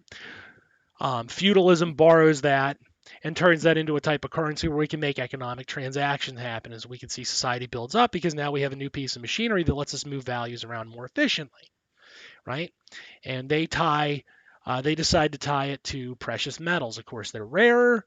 They can store, because they're rarer, people will artificially store more value onto them, so they will exchange them for more and more quantities, right? Hard to buy a boat and chicken bones. It's a lot easier to buy a boat and a pile of gold coins, right? Um, Gold manufacturing, gold mining and manufacture, silver mining and manufacture. These two industries take off, and we see economics boom as a result under feudalism compared to the old way. That allows for coinage, right? So we go from bartering in chicken bones, if you will, or shells, whatever. We fucking pick an object off the ground and barter with it and say it holds Mhm. value. We go into bartering in lumps of metal, and then we move to bartering in coins that are respected by various feudal governments. Okay, it's amazing how gold found in an old pirate ship in the sea can still be used to buy food at KFC. Well, because it's gold. It's not so much because it is gold from a pirate ship that has no special quality. It's not because it's the metal gold. It's because the metal gold specifically fetches so much in fiat currency, which we'll get to. So the next evolution in money is, of course, is not the errant individual exchanging things or the sovereign exchanging things. With the bourgeoisie revolution, we allow the market to command the money supply. So we create what you would call a bank, right? We create a storehouse of value whose service within the market is to hold and exchange values in quite a literal sense. I'm to transform gold into money and money into gold and so on, right? Uh, it would appear to be alchemy that you could fucking transform a whole shit ton of fucking precious metals into all this fucking gold, right? And these gold coins that I can use to go buy anything. That's the You can bourgeoisie also revolution. you can also run a bunch of cats out somewhere to get a bunch of gold or silver. Like if you got like, a harsh like wasteland out west and a frontier full of, hostile, people that already live there that really don't want you to show up and fuck their shit. Like, okay, you can just be like, there's gold in them thar hills. You know, Yeah. moves a lot of shit, man. Moves a lot of resources, a lot of money is spent on that. A lot of money is spent acquiring more gold, which now that we're using gold coins in this manner, gold is a relative amount of exchange values, potential for exchange values, right? If we think of physics, it acts like potential energy because we have all this value. We just have to distribute it throughout the economy and let transactions occur to create more and more value. That's the bourgeoisie piece of technology, right? That's their big contribution. Well, they have a lot of big contributions to economics. Obviously, we live under them, right? If you compare it to feudalism, leaps and bounds better. So, what we have then, is the gold coin, and the gold coin is itself a standardized value. What we end up with through the bank system is the promissory note, or the dollar, or the pound, or what have you.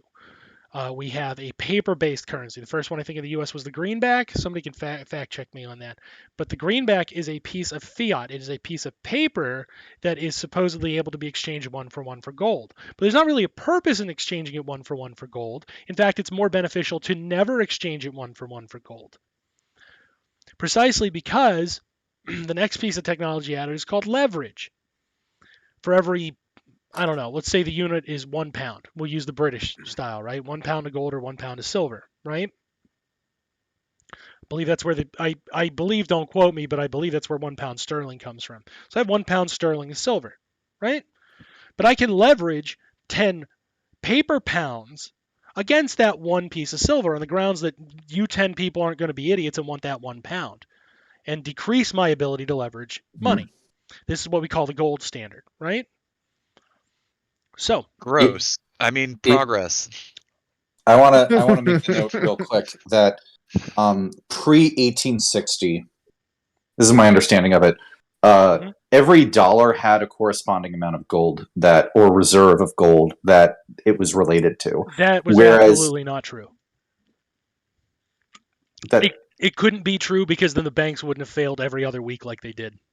Okay, so what's important is that the money corresponded to a reserve of gold or silver, but was not 1-to-1 to the amount of gold or silver that was in it. Right. Whereas that's leveraging. That's leveraging. That's lending. What in 1860, what ended up happening is that the United States issued the greenback, which they said you may exchange this for gold or silver where there is gold or silver that gives that service, but this dollar is not it's not fucking registered to a particular reserve, right? Essentially, yeah. And that was the technology that they came up with for that. That was one of the technologies. Yeah, that's fiat currency. That's currency that stands on its own faith and is its own form of debt. Most historians would say that's when the U.S. switched to fiat currency officially. It's not actually true, though, because they rescinded. They rescinded, and then they went back to it again when they needed to create a lot more wealth. And here's the reason why. If you have so much physical gold, whether it's minted into coins or it's just lumps of fucking metal or bars of metal like it is in Fort Knox, right?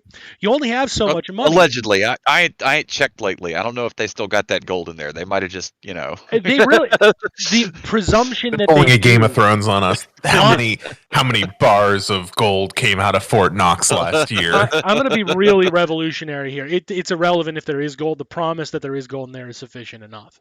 Ooh, yeah. Yeah, okay. And honestly, dead ass. I would probably be banking oil under that kind of security, but that's me. Yeah. Oil or platinum. Yeah. Something with a real price tag. Fucking tungsten. That shit's rare. I know a Ferengi that can get you gold pressed latinum. That's the good stuff. That's the good stuff. So what fiat allows you to do, whether or not it's tied to a gold standard, what fiat allows you to do is print new value out of thin air. You can print new debt. So you can increase your money supply. Because when your money supply is tied to physical coins or lumps of metal or transactional objects like chicken bones, the amount of money you have in your economy is specifically tied to that. Taxation eliminates money from the money supply. This is why feudalism, if it were measured in modern economic standards, was a perpetual state of depression. Fuck, I missed the whole podcast. Nah, you're fine. We're nowhere near done, my friend. You're fine. You're fine. So this Come on, allows fine. you, even again against a gold standard or against a fiat standard, a fiat to fiat lending like we do now, you're able to hold a reserve of so much money in your bank. You're able to hold a physical amount of money in your bank. Okay? You can lend as if you had far more money than that, because the act of lending it out will create throughout the economy more opportunities for spending, more opportunities for values to be exchanged. That in turn will lead to more money coming back to your bank as more people pay on those loans, and as more people borrow again to create the number of people who will pay, because your money supply increases as that money returns. Okay? That's in physical fiat. And if you're worried like, oh, that sounds like a fucking scheme, doesn't sound like it works, everything the crypto bros built their little crypto system off of is as an exact result of that piece of technology. It's about the ability to lend. That's how they did it, because for fucking decades that system worked more or less. And honestly, no matter how bad the depressions are right now, they were infinitely worse once we were tied to a physical quantity of currency, because you've pulled yourself out of the physical into the abstract. Now we can leverage $10 versus, or 10 pounds versus 1 pound. I need 1 physical pound of silver to get 10 pounds, right? That's all I need, because if only one of you is stupid enough to try to get that silver,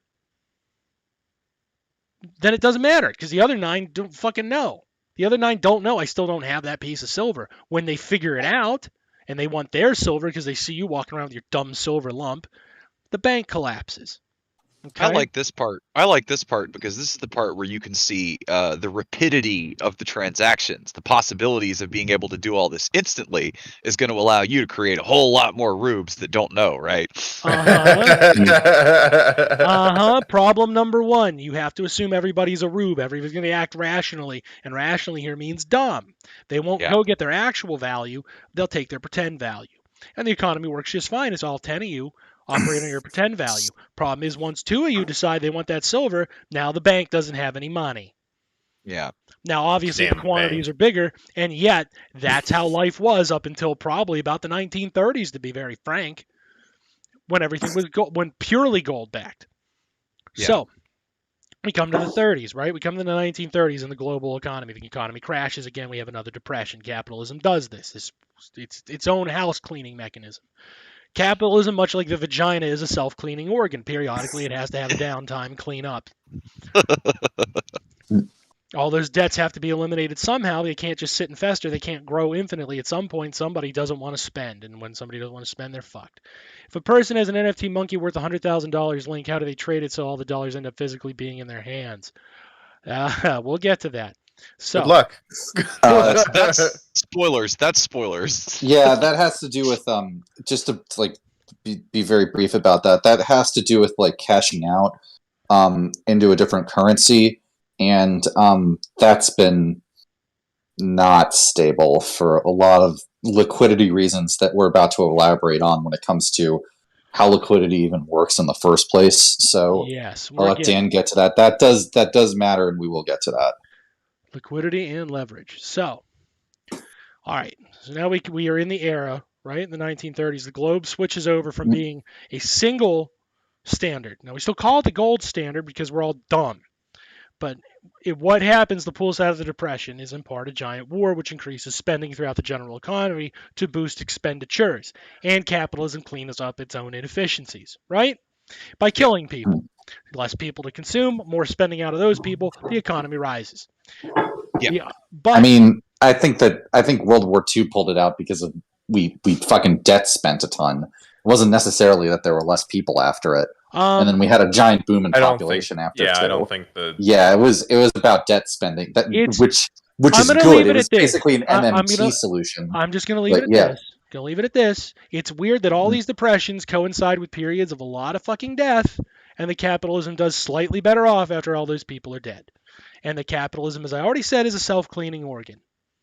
I mean, I don't know. I think the MMT people kind of have a point when it comes to like why that pulled that stuff out. But yeah, I didn't disagree. I mean, you can make. I didn't disagree that massive spending. What I said was massive spending coincided with an awful lot of death is what pulled capitalism out. Well, that's because the death is what justifies the massive spending. But the MMT people do make the point that if we just did the massive spending, it would work death. too. That being said, that there's a reason that correlates. That's for sure. But odd. I didn't want people to think that was a causation. I am 100% with this. It is exactly correct. And for legal reasons, we should probably just continue to agree. For what legal reason? Sup, Giovanni? So, again, I'll leave it at this. It's odd to me that periods of mass death under capitalism coincide with economic recovery. I think that's weird. I think that's a very weird quirk of capitalism that people have to die for the economy to recover, or that when the economy recovers coincides with when they die. I mean, I've done it. I've done it on the ground. I used to hit estate sales for collectibles, and last week I sold a lot of those collectibles. I've done it on the ground. And here I'm going to take the capitalist argument that essentially I would say that the depression end of it causes death. What you two would be functionally arguing is that growth causes death. Now, that's a tit for tat, right? That's a tit for tat. I would say the downturn causes the death, and that because the people have died, the economy can grow. There's new space, right? There's less people, so there's less money floating in many hands rather than that same amount of money flowing in smaller hands, so spending can increase. Now, you can argue that because capitalists get more money, they kill more people, which I'd probably be knee-jerk inclined to agree with. The more money you give to capitalists, the more they kill people. Which is fine. You guys can argue that. That's free to take the more communist position than I would actually have. Yeah, I guess we are free to take whatever imagined position you have given to us. We are free to do that. But that's the position. What you're arguing then is that growth causes death, not the depression. I argue that the depression causes death. We are completely free to allow you to completely control the narrative.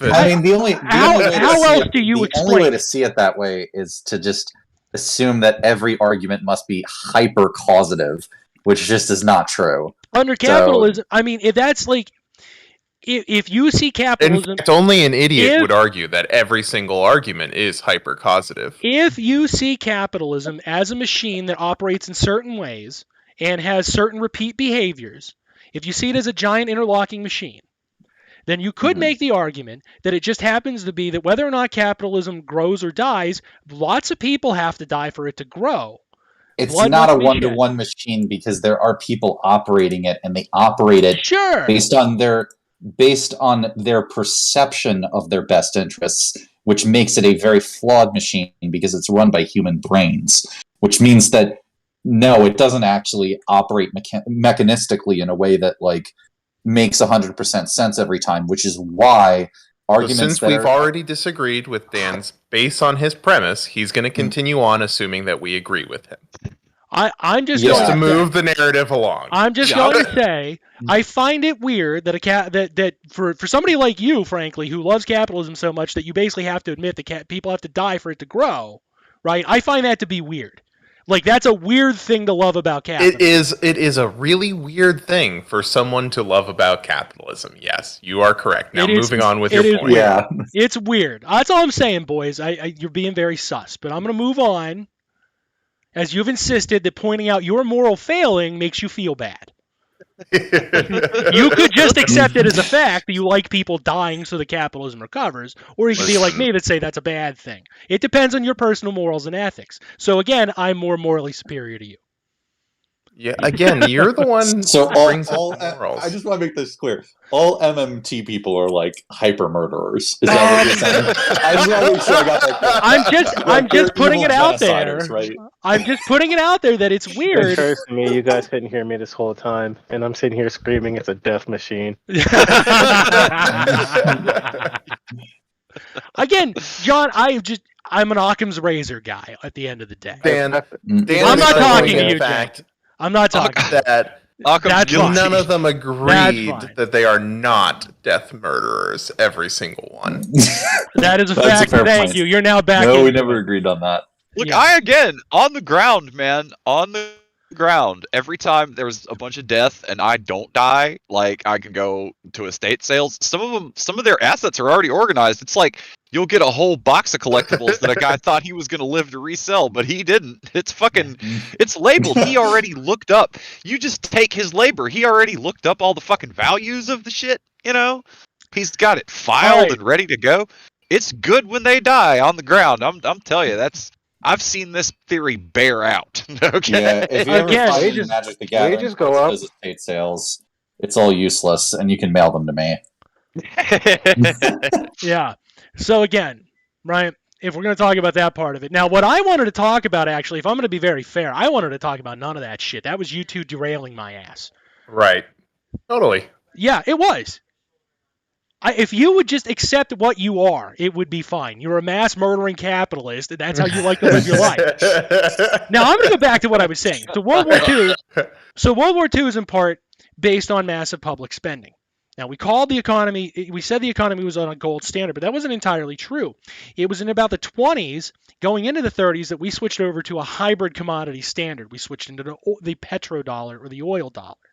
So our currency was not only backed up by the price of gold, it was backed up by the price of oil, right? But what are you pricing it in? Well, you're pricing it in the currency that is deriving its value from the thing. It becomes a circular logic problem, and that works just fine until one of those things drops for some reason. If the demand for gold or the demand for oil drops, those things plummet. That happens in the 1970s. So Nixon decides, we're going to switch solely to the petrodollar, and we're going to say we're no longer backed by gold. Every dumbass believes we're backed by gold. So now we're a pure fiat currency. We're actually not. We still operate on a commodity-backed fiat currency, in this case, the petrodollar. And when we move to that singular currency, we're now at the behest. Saudi Arabia has to be doing good for our currency, in part, to be doing good. Now, fiat has its own quirks, and since this is Econ 101, I'm going to move past those, right? But it's important to understand that we operate on a commodity-backed fiat currency. Now we come into the digital age, about 40 to 50 years after that, and we start getting rumblings of something called Bitcoin, right? Bitcoin is a cryptocurrency. That is the marketing term for it. What it actually is in behavior is your computer is used as a well of human labor, right? It stores the labor from the person who makes power. It stores it from the person who gets the resources to go make that power. It stores it in the form of all the clothes that those people were wearing, all the food they ate. All those values are exchanged and laundered through these complex systems to come to your computer, which is a well of human labor. The humans who built it have built a machine that can store a damn near infinite amount of human labor. By the way, what's on the menu is crypto, NFTs, and Econ 101, baby. That's what's on the menu. Just telling chat what's going on. So, okay. Which chat? I'm Twitch just chat. curious. Oh, it's still Twitch? Oh, it's our boy. Alright. It's our boy Reptilian Rando. Showing up. Oh, okay. Yeah, Shut up. it's our boy. All right. So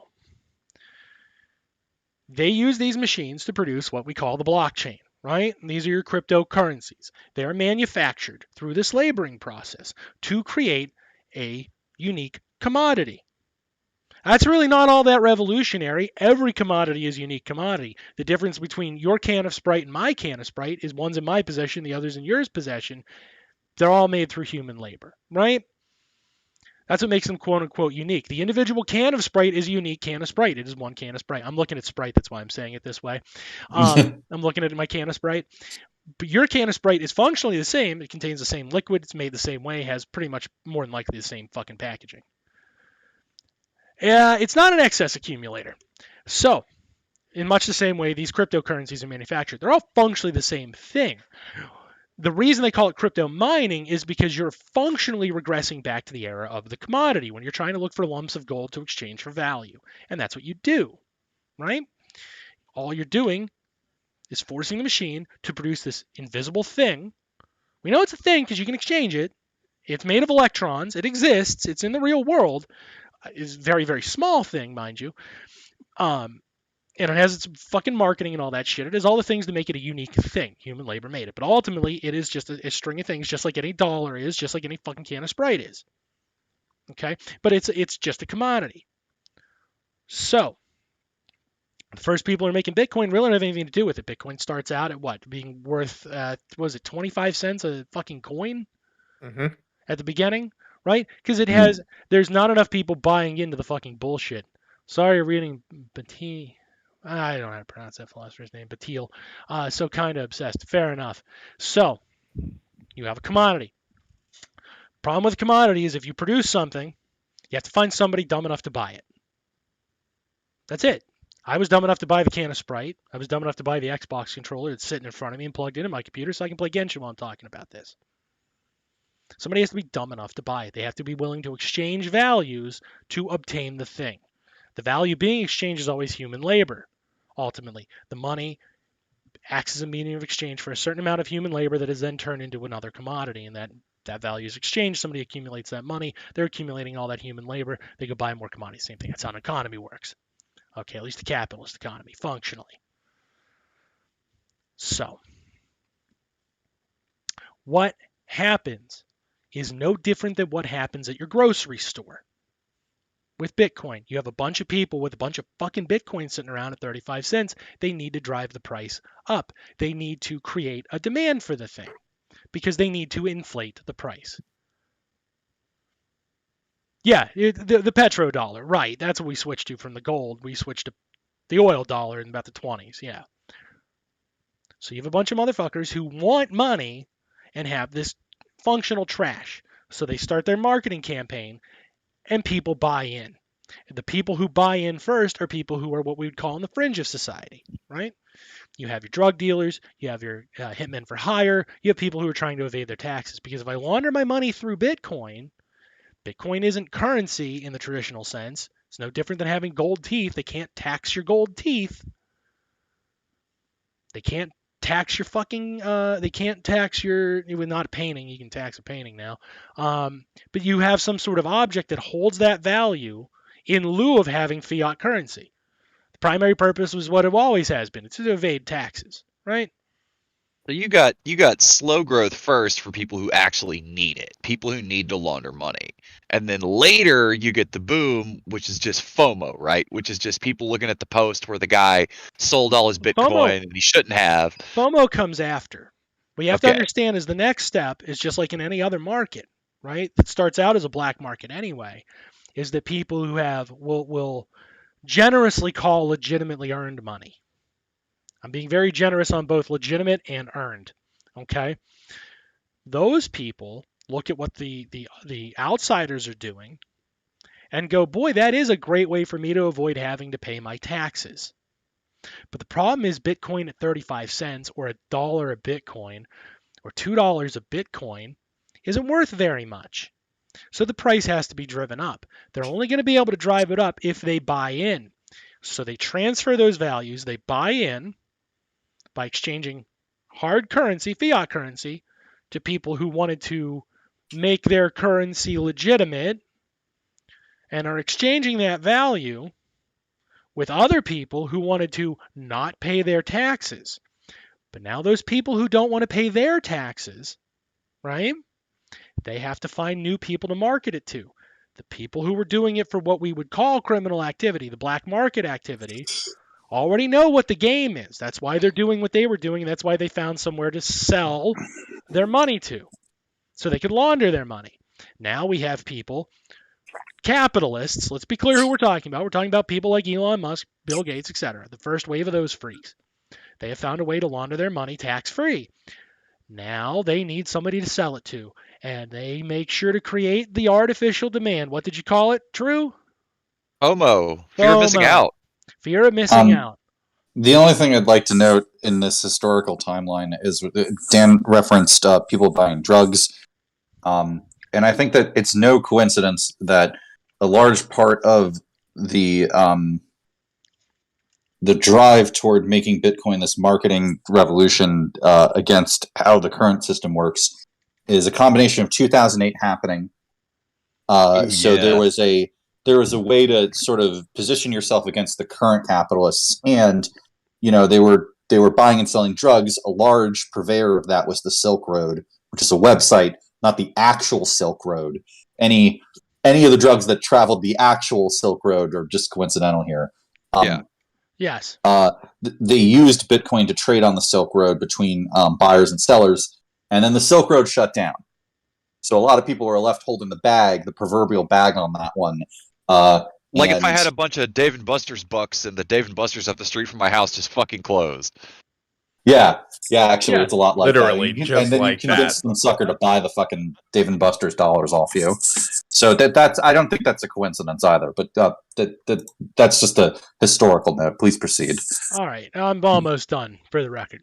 So, the reason you want to store it in a commodity is very simple, of course. Again, it's not taxed. Commodities aren't taxed the same way that your fucking income is. Rich people are always looking to do that, but to do that, they're going to have to drive the price up because it doesn't behoove them to hold 50,000 $1 bills. That does them no good. They're not profiting off of it.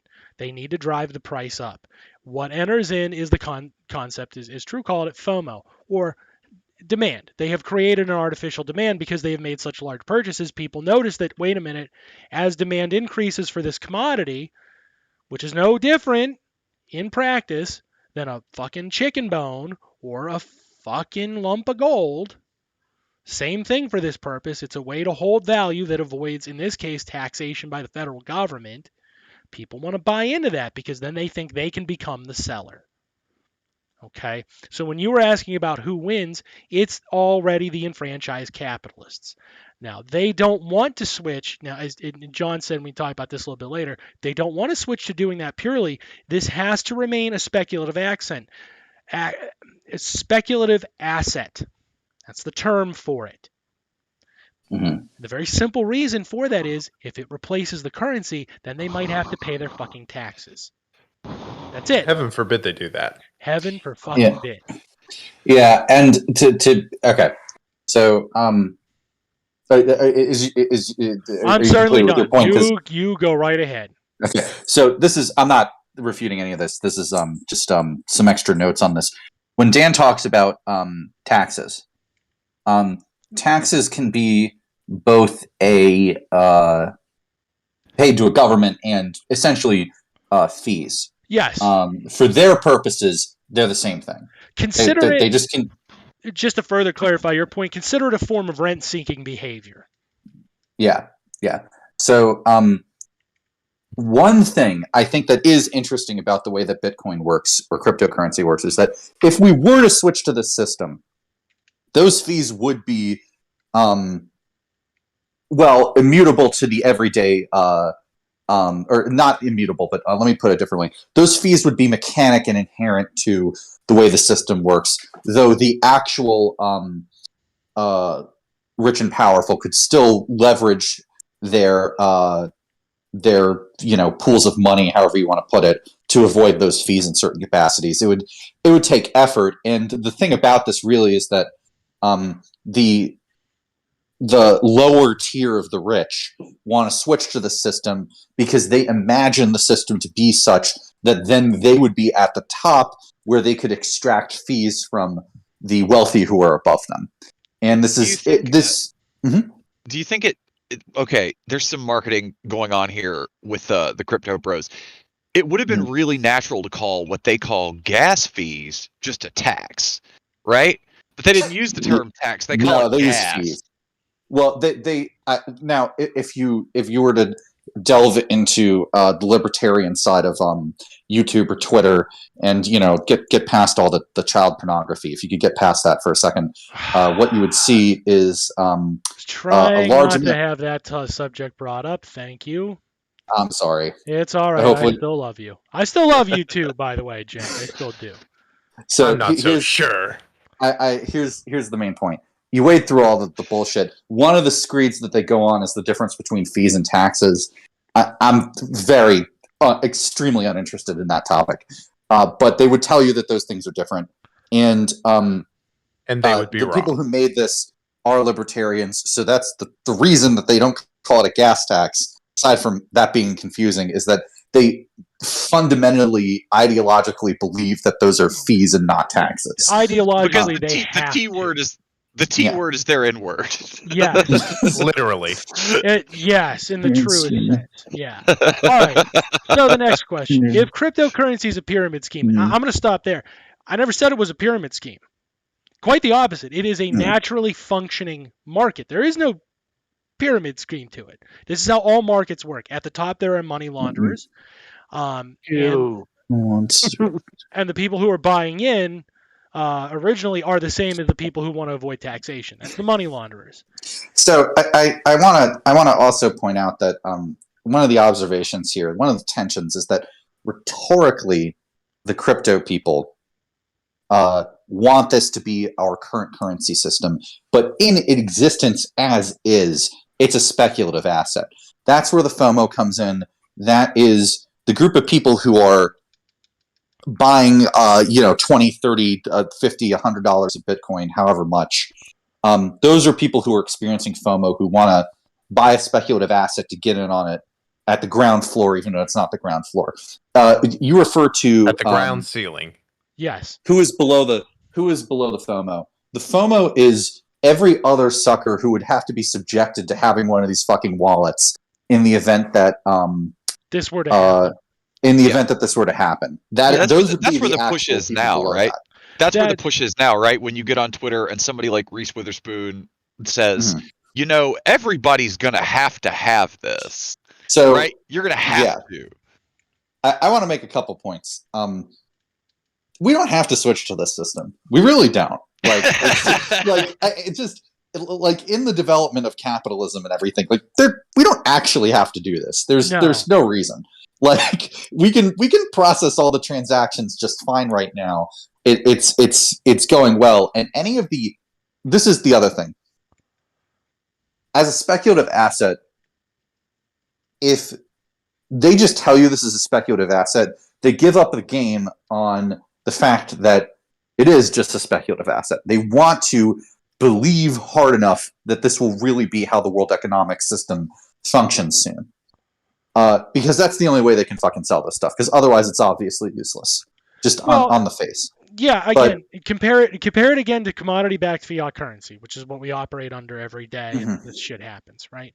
Commodity-backed fiat currency has the power to be leveraged against. You can't lend on a commodity system if there is money in the pool, right? If there's commodity money in play, I lose my Bitcoin wallet because I forgot my password is the same as I literally melted my gold and threw it outside on the ground. And the earth has absorbed it. I have destroyed money. In fiat, I can lend and I can create money. Growth can go upwards. So growth is capped.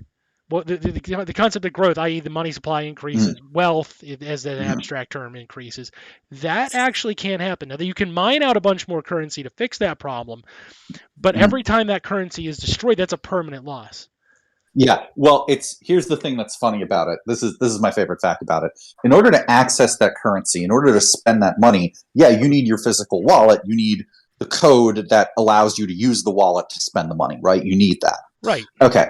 So that's the thing that represents the value, and those things operate in many ways as if however much money it is, it's that kind of amount of bill. It's that amount of gold.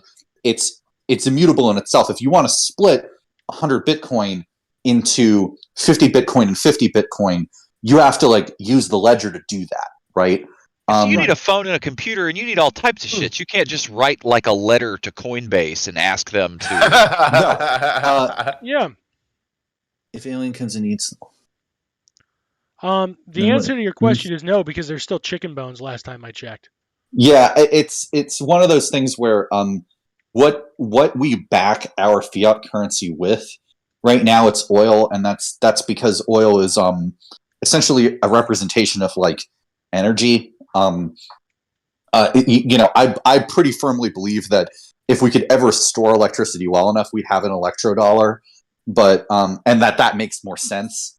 I mean, not that any of this stuff is the best. It's literal power.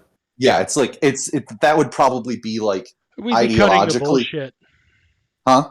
We'd be cutting the bullshit. Yeah, it would ideologically. It makes the most sense to me. I don't know if we're ever going to have batteries that are that powerful. We might, but that's another topic. Here's the thing about Bitcoin and burning it. The thing that's funny about, if you destroy the physical wallets or whatever that have the codes, you need those codes to be able to tell the ledger That they're to dead. transfer. Well, no, not that they're dead. You can't ever delete it. It's important. That's actually really important here. But you need those wallets with the codes in them to be able to tell the ledger that money that's associated with it is being spent. And if you stomp those fucking things out, again, like Dan said, if you just fucking throw the gold into the sun or whatever, in that case, You melt it and throw it in the backyard. Yeah, all of that money still technically exists as an entry on the ledger and takes up space on the ledger. And every further transaction, every lost Bitcoin ever, is still on the ledger technically. It just can't ever be spent because no one can access it. And the thing that I find funniest about this is that very technically, there is a way to delete Bitcoin. However, it involves doing something that should never be able to happen according to their ideology, and that's called a fork. And what you can do, if you can convince the server owners, not every individual who's processing these proof of work verifications, but the people who own the main servers that everybody contributes to for that work to be done. If you lobby all of them and say, hey, append your ledger so that, it's not append your ledger, just go back in the ledger history to when that Bitcoin didn't exist, and then just proceed forward as if none of those transactions happened. That's called a fork. That is... Now, of course, here's the thing. And they've done this several times with Ethereum, right? They've done it with every fucking cryptocurrency. They have I'm not to. joking. That's not a joke. They have. So here's the thing. Okay, let's say somebody who owns one of these, or all of these servers, or even enough of them that it matters. Let's say they fucking misspend and they get ripped off, and they try to buy. This is earlier in the timeline. They try to buy drugs, and the person sends them fucking, like broccoli in the bag, right? Yeah. Like that's they do the classic thing they use to rip off high schoolers. Is that the class using broccoli specifically? It's oregano. It's oregano. As far as John Sinclair knows, it's broccoli. Okay. All right. I will concede that point. So okay, there's you get home and you open the package from Silk Road and it says you get the fucking broccoli and you're mad. You own the server. You have been you look back to see how many transactions have happened since I bought the broccoli. One transaction's happened because this is like 2010, and you own the server. You can go back to the week that you spent that money using your array of servers and just delete every new entry and proceed as if it didn't happen. It's not a problem, really. Okay, if except for that one guy. Yeah, except for the one guy. If tens of thousands of transactions have happened since then, all of their transactions get deleted on the way back to yours. That's the only way you can recover, quote unquote, that, and it comes essentially at the price of all of the other Bitcoin or cryptocurrency that's been mined since, as part of those proof of work verifications. Because again, every transaction represents new Bitcoin that's been generated, or new crypto, excuse me. I'm just using Bitcoin as a shorthand here. Every transaction forward of the transaction you go back to represents Bitcoin that's been created, and you're deleting all of that. So it should be a non-starter, because the other thing with NFTs here, this is what's important, is every time you create a new NFT, new Bitcoin, whatever, you're generating more of that currency and the nature of the code that creates your new currency is different because it's the X number of like it's the 10 millionth piece of cryptocurrency created. Its code is actually like unique, quote unquote, which means that the functionally reissuing cryptocurrency to all of the people who have been affected by this fork, that's what they call this when you go backwards like this, is essentially impossible. So this sounds like a non-starter. This sounds like it should never fucking happen. It happens every time. Chat's doing spoilers. So what's important is I'm sorry, I'm just trying to catch up on chat here. Yeah, chat's doing spoilers. It's exactly no, correct. It isn't. Yeah, that's the point, is that these systems are centralized completely, and there's no way around that. Here's the final point that I want to make. There are 3 different types of Bitcoin. Bitcoin Cash, Bitcoin SV. There are 2 different types of Ethereum and Ethereum Classic. Every cryptocurrency that branches off represents servers disagreeing with each other about if a fork should happen or not. And if they disagree about the fork happening, one server or one set of servers proceeds as if the fork did happen, the other one proceeds as if it didn't happen. And that's because enough of the people on that server feel like, well, I'm going to get fucked if this fork happens, so we're just going to fucking market our own coin now. Thanks. That's what it is. That is hysterical. As you proposed when you began this explanation, that is a fucking knee slapper right there. I'm gonna be version control is messy. Listen, I'm gonna be really heretical now. You ready for this? Okay. Mm-hmm. The idea of a central bank rising off of a private company being asserted as the predominant hegemon is entirely within libertarian theory. That's the only, in fact, that is the only way a government can arise that has natural authority over people. That's it. That's Robert. That's fucking Nozick, buddy. That's pure anarcho-capitalism. That is the only way you have a just government that has to be respected. That's liberal. Like, that is. How do I put it best? What's the best religious way to put it? If you were at what point do I gain the British inflection? that was at about 1920. Oh. Yeah, the petrodollar, because the petrodollar was one of Britain's big fucking advancements, that we can just, hit all the Arabs and take their fucking oil and then back our money off of the oil we stole from Arabs. And clearly it'll have value because, number one, the Arabs essentially mined it for us, and number two, we stole it. So, like, there's a ton of labor in it. It's totally valuable. It's totally valuable. Yeah, that's the premise. Again, like, capitalism has 2 ways to create value. The way capitalism acknowledges value created is essentially death. The way value is created is labor. Labor doesn't have to be death, but capitalism likes it that way to make sure that the capitalists are still hierarchically on top. Like, it's a fundamental fucking premise, right? You don't have say that you can trade. You could trade with the banana republics, and they wouldn't be the banana republics. They would just be countries.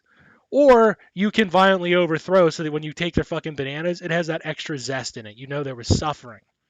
But you would say that the longer that capitalism goes on, the more that the Venn diagram becomes a circle. I'm interested to hear about this arrow dollar, but let me address Twitdin. What I understand is why it is so important that something is centralized or not decentralized. Well, okay. All right. Who wants to take over libertarian insanity? Who wants to take that over? That's their fantasy. It's their fantasy that they're independent and that they're powerful on their own. That a single person can control all this shit, right? I think that the key reason that they say that that being decentralized is important is that then there is nobody who can exert power over you, and that everything is essentially your fault. And if you want to hear more about that, you could go back to our, I would say, brilliant free will episodes where Dan just lost his mind for 5 weeks on fucking free will. It was so good. Yeah. I'm still losing my mind, friend. Don't worry about that. I just haven't come back around that shit to was it yet. so good. We'll get to free will 6. $1.49. Interestingly enough, the reason they don't market it on air right now is because air does not currently sell, which I'm actually surprised we went to NFTs before we ever went to the air dollar and have Oh, to yeah. rent our daily quantity of air. Oh yeah, you said this the other day. Yeah, I was feeling that. It is Yeah. weird. That was a very weird development. I could have sworn we'd get to air dollars before we'd ever get to fucking buying JPEGs functionally. Buying That one girl was doing stinky air dollars, but they shut her down. yes. They did shut her down. How dare they? Well, again, it's because she's an independent creator. She's not a man. If Goldman Sachs' CEO was selling air dollars, we'd be fucked. We'd have to rent our own ability to fart back. Is that what I gotta do to get some of this poor girl's air dollars? I gotta convince Goldman Sachs CEO that I want his air dollars too. Yeah, that's what you'd have to do. I'm not even joking here. Just cut them in. Yeah, so They're just mad they're not cut in. That's exactly right. By the way, that's Michael Jordan Peterson and his smooth, dulcet tones. Yeah, baby. I didn't We're introduce him joined at late first by 'cause he Michael joined Jordan late. Peterson hitting threes from the half court. Oh yeah, her dye completely ruined her asshole. She's gaped permanently. That woman is just nothing but a gape fart machine. Yeah, did she hurt herself doing that? Like, how the Oh. fuck? By far, the woman did nothing but fart for 24/7 and sell her farts because she was hot. And I got to tell you, the fantasy of fucking the fart woman is a stupid fantasy unless you're really into fart stink during sex. Well, I mean, James Joyce, a great American literary figure. I mean, Yeah. look up the James Joyce letters if you want to hear a guy who was really into it. Is that like Yeah. a pleasure? Is that like a pleasure and pain thing? Shit and not shit. As far as joining to win tokens or anything like that, it's a 50-50 shot whether or not that's a scam or whether or not you'll get a little bit of currency to be able to flip to some asshole who is stupider than you and then make some money. I want to make this final point about mechanics here. Oh, you're fine. We get derailed all the time. Literally, this show is me trying to make a point or John trying to make a point. And we just derail the fuck out of each other. Yeah. So that's why the other three are there to derail us. I'm not a financial advisor. We're not financial advisors. Fuck that. No. Fuck that. Not necessarily true. Just because we're not financial advisors in America doesn't mean we're not financial advisors. But for legal reasons, we are definitely not financial advisors in America. I want to at least speak broadly about this one phenomenon that can happen if you have an NFT. And that is that, yes, there is no... You are anonymous when you have one of these Bitcoin or when you have one of these crypto wallets. You are anonymous in the sense that the account number for your wallet is not associated with your social security number, your photo ID, your name. Your name's not on it inherently. None of these things are inherently associated when you create one. It's not associated even with your IP address when you create one, to my knowledge. However, that account number is, in point of fact, a public number on the blockchain. And anybody who knows how to read the ledger can Control F, essentially, and type in your account number and find all of the transactions you've ever done from that account, from that wallet. Yes. And that means that if you ever go on a forum, for example, and make a public post to the effect of, hey, I want to enter this raffle for an NFT, here's my account number. That account number is publicly available to everybody to see all of your transactions, to see the things that you bought. Because that's the only way we can operate honestly in the open. Yes. That's one of the pitches. Even if technically your name isn't associated with it, this isn't a 100% public, low-trust environment. It's just that you are your account number, but your account number is not necessarily just 100% associated with you as far as like the cops are concerned, or as far as like taxes are concerned. Here's the thing, though. You enter this raffle, hypothetically, this raffle. for your NFT. You post your account number to a public forum. You can never, ever Unpost. refuse. Huh? You can never unpost it. You can never unpost that, but this is another thing they don't talk about. You cannot refuse an incoming transaction ever. Ooh. Because you are not allowed. The chain and the ledger make no distinction between a transfer and a purchase. Oof. And what that means is that, now here's the thing, you'd be like, well, why would I want to refuse somebody sending me something? Right? Okay. So when if it's Jake and I can think of a couple reasons. I will give you a couple of reasons, everybody, to Jake, why you might want to. Now, here's the thing. You might think, oh, it's money. They're just giving me money. Yeah. Yes, someone could transfer you money. Someone could spend money and give it to you. But these are NFTs. Totally different. NFTs carry code in them. Here's something someone could mint. They could mint a picture of their dick. Yeah. And they can send it to you, and then you would have to pay the transaction fees to get that picture out of your fucking wallet. Yeah. They can also mint an NFT that carries multiple sources of malware that will steal every NFT and immediately transfer those NFTs out of your wallet if you click on it. And that means that permanently there's a fucking bomb inside of your wallet that you would have to pay to get rid of. They could mint a picture of your front door and send it to you. They could do any number of these things. Oh. And you would have to pay for the privilege of getting it out of your fucking wallet. When 5 minutes later, the guy that just did you like that, 5 minutes later, the guy shows up and says, hey, you should contact this guy to get things fixed for you. It's just fucking ransomware all over again at that point. Yes. Also, I'm glad you did not bring up the one thing Jenk and I obviously thought of. Yeah. And then the second thing we thought said of, which are dick my pics. songs. No, you know what we were thinking. Oh, okay. Yeah. Obviously, it's my songs from chat. I can just encode those in so that when you compile the code, you just have one of my songs from chat that Jenk so wonderfully loves. And It's these true. NFTs, And I would pay to get rid of it. Yes. these NFTs, as long as the servers exist, these ledgers exist as well.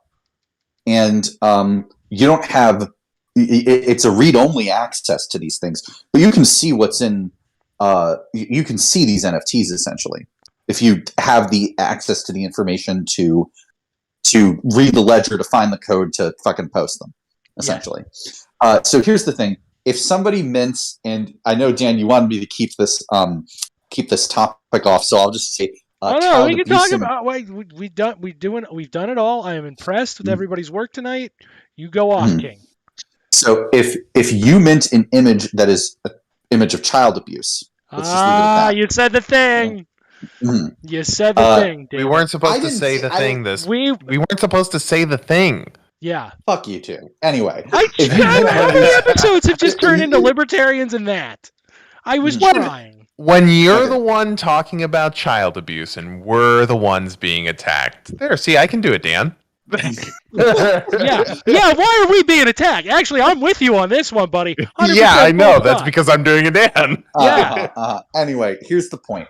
If you mint one of those things, one of those images, they effectively can't be deleted. Now, someone might offer the service of being a trash bin where you can transfer the any NFT to it, and essentially that person will just never touch them because they're all like, it's garbage. They're all right? bombs. Every single one of them is a ticking time bomb. Terrible. Unless you're one of those awful people who finds that awesome, then you're just a trash bomb.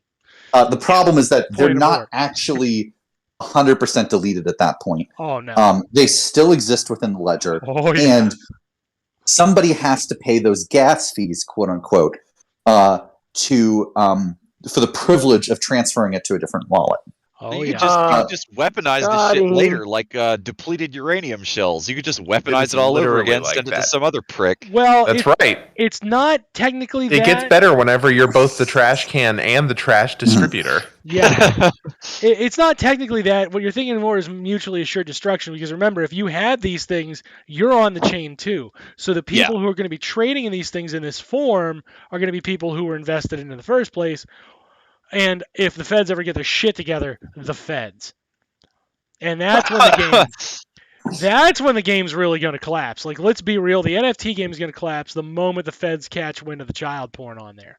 Yeah. Which Yeah, I mean, That's really a thing? 150%. The Good NFTs lord. Yeah, NFTs are just a way to launder child porn. Every time I see a Bored Ape, I'm like, you know what? If I had the real code for that, like these people want me to have, it's just riddled with child porn. Like, it produces the Bored Ape image, but I guarantee it's a pure mosaic. And for that much like deep red color, it is a violent fucking mosaic.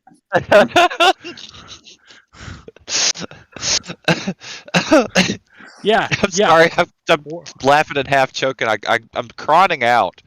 I got the crawn. Yeah, you got the chronic, son. Yeah, So, I'm right. Like, Calling it now. I noticed nobody wants to refute how right I am on that point. Like, No. 'Cause you're right. yeah, yeah. That's it's certainly possible. It's certainly probable. You shouldn't tarnish This the thing crown like created that. by libertarians is riddled with child porn? That Abuse. is the most shocking thing I have ever It's a heard. twist ending. It's a twist ending, just It as we is, promised. it is kind of a twist ending in that the end it is an ending. okay. Let's say I am a Putin Russian lover, but I am that in secret. If people send me a mint of Putin wrestling a bear, who will find that I am a Putin Russian lover? There are plenty of great reasons to buy Putin wrestling a bear NFTs. The least of which is the most obvious. That sounds Okay.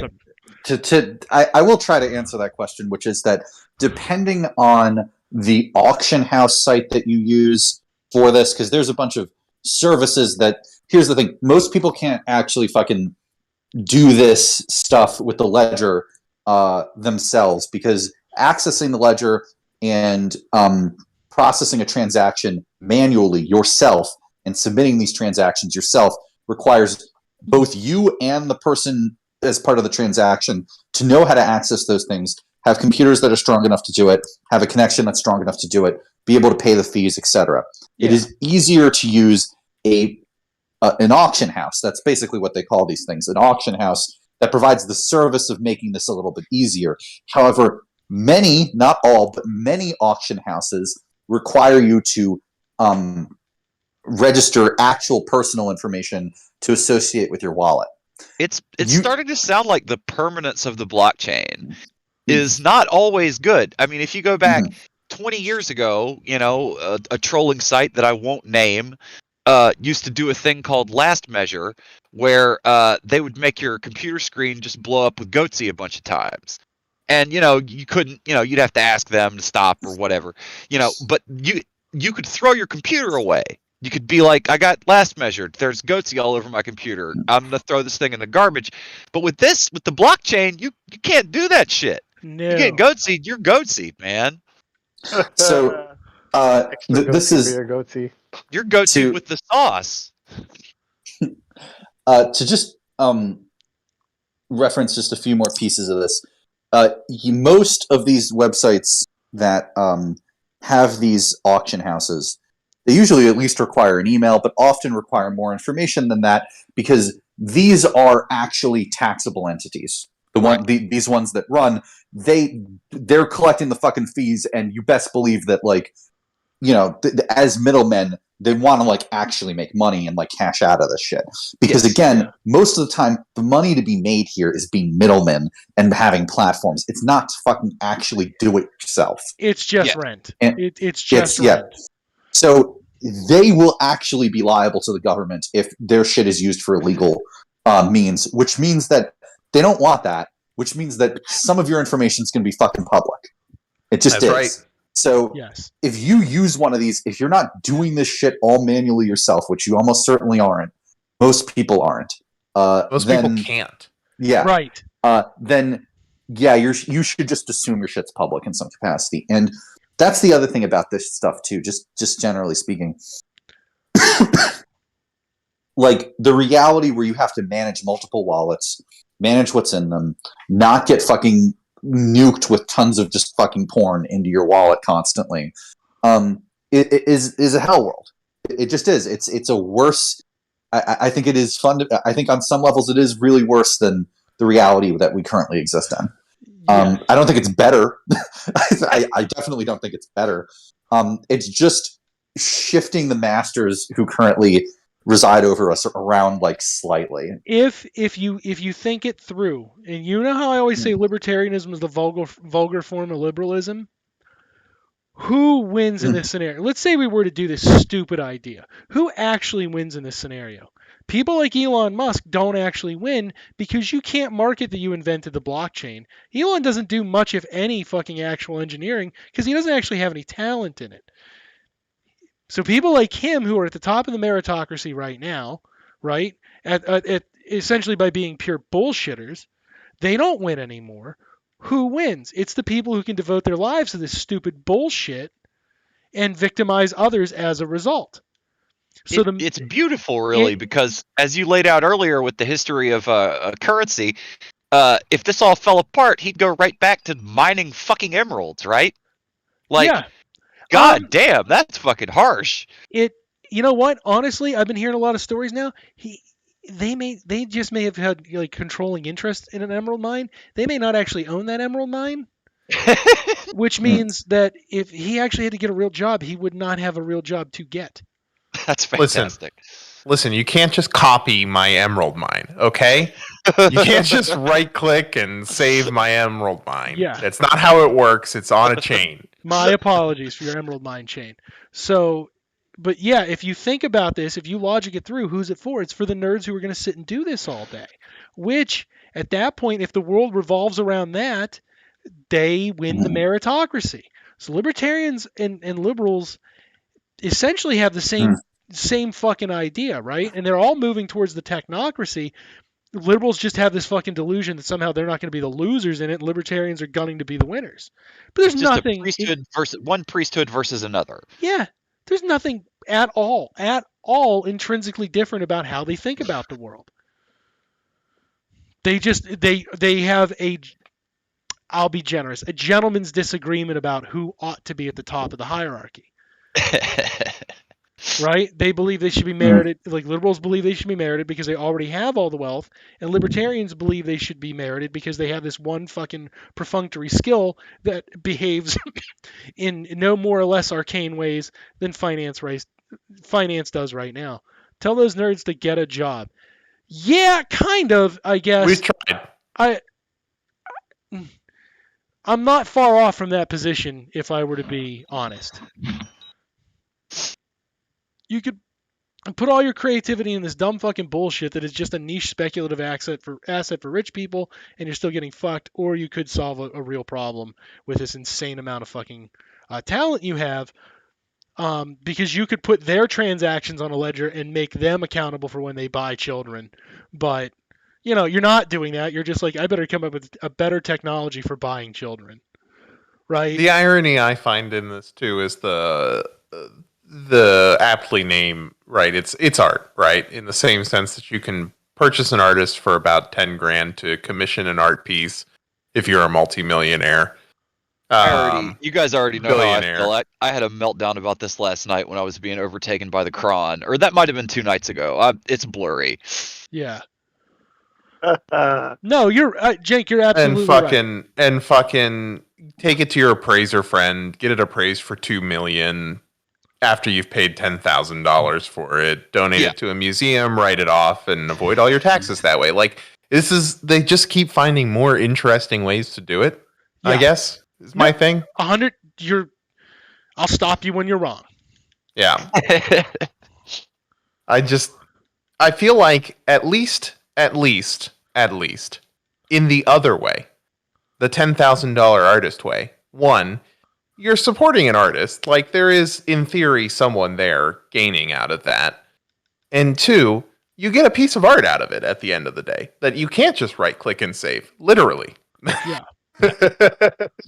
Like, you're getting all of the negative and none of the positive. If we were to take the legitimate uses, the difference is it's much easier to move one piece of art than the other. Right? It's not that hard to move art anymore. It really isn't. Maybe once upon a time it was. If the supply chains are anything to talk about, yeah, it's apparently more difficult. Yeah, it does have a cost. It has a cost. The cost is infinitely smaller, and it's just essentially put on by middlemen. There is no cost to moving it in the NFT world. That's one thing. Number two, the speed at which I can move the art to show my reliability as a seller and a buyer is dramatically increased, and these things often are a game of information, right? Information plus trust, right? So in that regard, the NFT could have a limited niche use in that specifically only. However, like as and Jenk, again, you'll agree, the actual physical art piece sits on your wall. I don't have to run a computer monitor 24 fucking 7 to show off the art piece I bought. Yeah, it's way less destructive for the environment too, really. Yeah, I mean, yeah. Not to mention, you can take a quick look at that art piece and determine whether or not it is child pornography. Right. That is an advantage to it for sure. Do you consider the extension of the notion of property already? No, I deem that an Econ 102 level. Yeah, we might hit this again. We were already talking that we might hit this again, folks. I'll hit this it is a big so one. hard. Yeah, we've covered a lot of ground tonight. Yeah, tonight was a very dense theory episode, and I think for the next lecture, I will happily talk about notions of property. Like, yeah, property itself is pretty like if I were to go real radical, property itself is pretty much a fucking abstraction, right? Because once I'm dead, all that shit is ephemeral. It's gone. It's not mine anymore. So like we're really talking some radical shit there, and this might not be the night to get into that one. But as it relates to blockchain and NFTs, I'm certainly game to play this one because oh boy, does good old Carl remain right? Yeah, absolutely. Yeah. Why do people seem to dislike NFT people? They're annoying grifters. That's why. It's the same reason, like, if I was more serious about trying to make money off this podcast, I would be no different than one of those annoying grifters. It's just that feeling that somebody just walked up and put their hand in your pocket. It's just that feeling, man. It's gross. Like, we all go out and, push, like, boxes and shit around and do stuff. And, we build our little things and sell our labor and everything. And they just have this attitude like that means that we're a bunch of stupid suckers. And it's conceivable that under the current system, you could say that we were, but, don't walk up and say that shit to my fucking face. I mean, Jesus Christ. I mean, they have this attitude, Yeah, Giovanni, I've never been afraid to say when I thought Marx was wrong. Marx ain't wrong about a fucking lot. That's why you can trust in Marx. When he's right, he's right. I mean, these are motherfuckers who are trying to essentially. Now there is a little bit of a misquotation here because Marx says like capitalists try to go through periods of. They try to go through periods where they try to make money avoiding human labor, but like we have to remember. We have to remember two things. One, machines are reservoirs of human labor, no more, no less. Like that's it. The hammer. Yeah, the labor happened just because you were born after computers were already invented. It doesn't it's not magic. It happened. No, it fucking happened. Somebody built the goddamn computer. The computer allows us to multiply and it acts as a reservoir of human labor. The number of semiconductors that exist is in the septillions now. Yeah. But I mean, they all came from somewhere. Yeah, congealed or frozen labor. So really, these NFTs and this crypto commodity, right? I don't want to call it a currency anymore. I don't even like doing that. But this crypto commodity is still just a reserve of human labor, right? It's all extrapolated down from and it just like an actual fucking capitalism. Like if you were buying a Sprite, what goes into the Sprite can? Somebody had to make the fucking paint. Somebody had to make the can. Somebody had to make the liquid. Somebody had to put the liquid into the can. Right? Somebody made the machine that does these actions. Somebody made the machine that transports it. Somebody put it in the fucking packaging. The amount of human labor congealed in any one commodity is staggering, and it represents like the labor going back to the advent of the can. The person who buys it has an exchange value. They did that because they labored and produced into this ephemeral aether. Yeah, there's a chain of toil, right? We already exist in a fucking blockchain and a record. It's just you don't remember everybody involved in it. Or if you're a libertarian, then you vehemently deny that all these other people communally came together to give rise to your existence, because that would mean that you were like owned by them or something. Yeah, because they're fucking stupid and they want to be these fucking rugged individualists while they're sipping on fucking coke and getting high on cocaine. And I can tell you, there's a shit ton of labor that goes into both of those things, and it's all at the behest of a gun ultimately. All right, Dan, what did you say? Twitter Dan. If I already know that the whole NFT and cryptocurrency is rigged by a centralized agency, would I be stupid to join in the whole thing anyway? I feel a feeling of FOMO. Look, here's the thing again. To be serious and agree with John, we're not financial advisors. You do what you want. There is money to be made there. It's whether or not you can make the money off of it. You will, mathematically speaking, there will be no crypto billionaires. Yeah, Except for already existing billionaires. Know what you're doing, I mean, guys like us are going to respect you if you say, well, I grifted or I did some lazy shit. We're going to respect you. But if you try to say that, you innovated or you answered a higher calling and, evolved or whatever, we're going to say, fuck you, piece of shit. Yeah, if you tell us, hey, I bought 42 penis coin and penis coin became $100 a piece, and I got super lucky. If you say that, good for you. Fuck yeah, man. Yeah, dick token. So We love gambling. No We're pro ethical gambling. consumption, man. Don't worry about ethical Gambling consumption. is fun. Yeah, we're Gambling pro is gambling. Get it? Yo, absolutely. That's why Jenk and I really get along. It's because we love gambling. We know what we choose for gambling. Yeah. And also, we don't fool ourselves into thinking that we're not gambling when we clearly are. Yeah, we love and the if we fucking see guys posting stuff like, "Oh, I lost all my money gambling," then we're just gonna laugh about it. We're not gonna be like, "Oh, that wasn't fair" or whatever. Yeah, that's on you. Don't lose all your money gambling. I'll tell you what. I'm going to answer this. This is a straight up housekeeping question, Giovanni. If you join in on Twitch when we actually have other viewers, like tonight, because we did a hot button topic, you get to join in that chat. It might be worth it. You do not have to actually subscribe to shit. You can just go in and comment, which is cool. And we're certainly not like, oh, Twitch users, we don't run those fucking games. Our grift is straight up. We'd like it if you join Patreon for $5 a month. It would help us buy better equipment and put on a better show. It is not mandatory. We are perfectly comfortable with our low budget bullshit. Yep. Dead ass. But you do get to join in more of the chat, and I don't have to read the chats to you and vice versa. Oh, so that's why people buy Dogcoin. It's because of the meme potential. That's how it started out, and then just like all of these commodities, it got traded, and now it has value. Yeah. That's the thing with people. I personally get bothered sometimes when people are like, well, money doesn't actually have any real value. It's only what you put into it. It's not fucking true. At the very basic level, somebody manufactured the commodity that we call money. They manufacture it as a means of exchange so that other values can be exchanged more efficiently. There's a race of technology that's present there, just like the one that Dan laid out for all currency. I mean, like at some point, people were making fake money and they put a little strip in it. It took effort and labor to make it, continue on. It is an incredible amount of frozen labor just to make the machine to allow us to exchange labor value. So like, that actually bothers the shit out of me. If I'm gonna be dead ass honest, when people say that like that's some sort of a trump card, but it's not really though. It's certainly not the same thing. That's some shit that the guy. That's some shit that the guy says to you at your first like acid or mushrooms party when you're a teenager or something. Yeah. Man, everything's fake. It's all our. Yeah, no shit.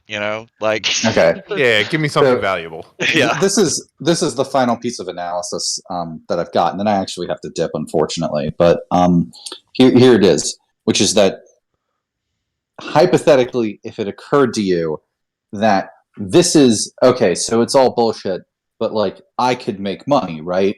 I could be the one that gets somebody with this. Then you're the sucker because you are currently the market, which is to say that you are the person that the people who control these centralized systems of servers that can control forks and whatnot is pitching to. They want to rip off people who have an innate desire to rip people off.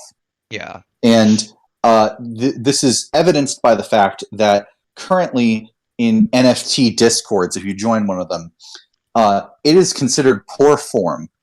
It is bad taste if the person who minted the NFTs, who runs the server, doesn't do fake wallet grifting, which is to say they transfer their ape from, this is the example is the ape, but it doesn't matter, it's NFTs broadly. They transfer their ape or their NFT from one wallet they own to another wallet they own and send money from the wallet that they own to another wallet that they own, which is to say they do a stunt purchase where they just transfer their own money in large quantities. Right, And because it then they makes get it to look sit. like it look like the ape's valuable. Yeah. Yeah. And You're an idiot what's for not important doing there that. is that if the person running your NFT, running the Discord that, you know, has all of the NFT community in it, if the person running that Discord doesn't do that, that's like bad taste. That's like, oh, he should be doing that for us because it could pump our stuff. Yeah. Like, why isn't he already doing that for us? So that's the community that like does this stuff. And again, we are not financial advisors, but it is certainly off-putting, if you ask me. It- So It's no different than when people buy Coke, ultimately. And you can take that as cocaine or you can take that as No. Coca-Cola. It is It is different because at least then you get Coke, and you can take well- that as cocaine, or you can take that as Coke. Okay, in that regard, yes, got me on a technicality, got my ass. But essentially, what happens is somebody has a pile of shit and they want to exchange it into actual values. That's all that's happening. So it's not so much a grift. It would be criminal if they weren't doing that. That's where I kind of disagree. And with the Marx versus like the Chud thing there, like kind of, but not really, because Marx would never say that money had no value. Again, as a simple commodity, it has a fuck ton of congealed human labor. As a means of exchange, it allows you to exchange human labors. Marx groans. Like if Marx were alive and he heard that, he might swing on you. You might be catching Marx's hands for saying shit like that. Yeah, that's where the Chud memers would be like saying that, and like that's like, you know, problem numero uno. You know, they don't read their fucking theory, right? Because like Marx would never say that a commodity has no fucking value. The only time a commodity doesn't have commodity value, i.e. an exchange value, is when you don't want to fucking exchange it. Otherwise, you say shit like that, you're catching hands. Like, and he was the kind of guy who would just get drunk and start fighting you in public. Like, over dumb shit like that. Like he would just be like, fuck, you know, in German, fuck you, you fucking dumbass. You don't deserve to be here. You should be. The 1850s, it was a rough time, you know. You in the middle of COVID, yeah. I think that if I get a ton of shit, and then I can have it fun taking that poop and build a small hut or small poop. all right, I gotta dip juggling a everybody, few but have a poops. good night. Yeah, you have a good night. Our pleasure as always, sir. I read it. I read about poops. I don't know why. That one, you got me, chat. I don't know what that one is. Yeah. I really like the idea of Mark's making people catch hands. He used to fucking fist fight at those fucking meetings too.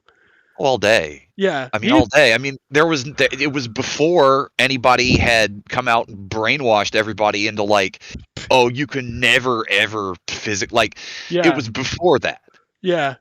No, like okay. Like, do you actually know how Marx and Engels became friends? No. Okay, so Engels was like kind of an anarchist type, right? And he certainly lived like a fucking anarchist. We're talking like he had a throuple, you know, he and his girlfriends would fuck whoever they wanted. And Marx found him personally to be like a distasteful piece of shit, right? And he was like really annoyed with the guy when he talked. But then they happened to be at a meeting together, and Marx had said something, and Engels was like, "Holy shit, this guy's right." And Engels was just like, "Dude, can you tell me more about that?" And Marx was like, "Okay," and he started talking to him about it. And then they like Engels was like, "Wait, but that would mean this," and Marx was like, "Fuck, you're right." And then they were like, "Oh shit, the meeting's over. Everybody's mad at us because I insulted everybody at the meeting." Like that's Carl, right? Yeah, I made fun of everybody at the meeting for being a stupid fucking moron. I mean, that's not shocking. I mean, that's like No. I mean, like Classic Marx. Yeah. that's the historical, that's the dialectic, right? Is that the Yeah. two guys that actually gave a fuck like bumped into each other by chance, and then all these other fucking, you know, fucking posers like flaked off, like they didn't want to take that ride. Like, Well, no, I mean he was just at war with people in the international, whereas like Engels was like, holy shit, this guy's fucking brilliant. Why is nobody listening to him? He's a fucking genius. And then Engels like started basically not only complimenting him, but he said something that like Marx was like, fuck, you're right. Hold on, let me think about this for a minute. And then they were like bullshitting or whatever. And then he's like, you want to just go get fucking hammered at the bar? And like Engels is like, fuck yeah, can we keep bullshitting about this? And he's like, fuck yeah. And they had a total like Step Brothers-esque moment where they just got fucking piss hammered at the bar. And then That's they were great. like, after that they were like, they kept in communication and then eventually became the dynamic duo that we know and love. But at first, like, Marx was just a fucking cantankerous piece of shit and hated everybody. And he was like, that guy's fucking stupid. Like, the guy really was just a perpetual incessant asshole. Like, in many ways, I model myself after Marx, and that happens to be one of them. Like, everybody I like, I'm like, you're a fucking piece of shit. Fucking moron. But then, like, if anybody were to call any of you morons, I'd be like, you know what, guys, you can fuck yourself. That guy knows more about that than you'll ever fucking be able to read. My Chinese anime can't be wrong. Yeah, there was no, like, they didn't just brilliantly... No, they were like, Marx was a dick, and then Engels happened to be hanging out at the same place, and then, like, Marx started a fight, and Engels backed him and was like, this guy's a genius, you're all fucking stupid, I want to hang out with him. Which Marx was easily flattered, by the way. Right, yeah. Yeah, when you get no love or attention. I'm scared to get myself in a wallet where I can have NFT in it. I mean, here's the thing, man, like... Don't hang out at childpornnfts.com. Like, you should be fine. Yeah. But like, just know, like, the people who are selling them to you are absolutely trying to grift you. Just like the grocery store. There is absolutely fundamentally no difference. It is the same grift. They want your money. So if you think you can want their money, have at it, Hosh. You probably have some fun gambling on it. If you have money to burn in gambling, fucking have at it. It's gambling. If you're like looking it's for just gambling. Yeah, if you're looking for a sound investment strategy, this is not the place to be. No. It's not a sound investment strategy, in our opinion. No, we would not encourage anybody to do it for their fucking financial well-being. But before we go, I just want to shout out the TikTokers that are copying Nancy Pelosi's portfolio. Yeah. Oh yeah, hell yeah. Geniuses. Hilarious. It is really stupid that the Democratic Party is like, we're now the party of the rich elites, and we think stock trading in Congress is fine. That was the way to lay bare the contradiction that, like, okay, well then, like, you've sealed the deal, and we'll see how elections go, because, like, I can say this, legally speaking, I can't tell you how to vote. Okay, there are state laws in place in my state that say I can't tell you how to vote. However, I can tell you that if you want to stab back at the Democratic Party and teach them a lesson, I can't. That's all I can say is I cannot. So, let's play the game. You ready? It would be a sound strategy in 2024 that if they say not to run, at the very least, and I'm going to be real generous here, an Elizabeth Warren for candidate. Okay? Yeah. And I'm being very generous with Liz because I have said on several occasions I'm not happy with how she's acted. Yeah. Okay. They're not going to run at least a Liz Warren. You have no reason to vote.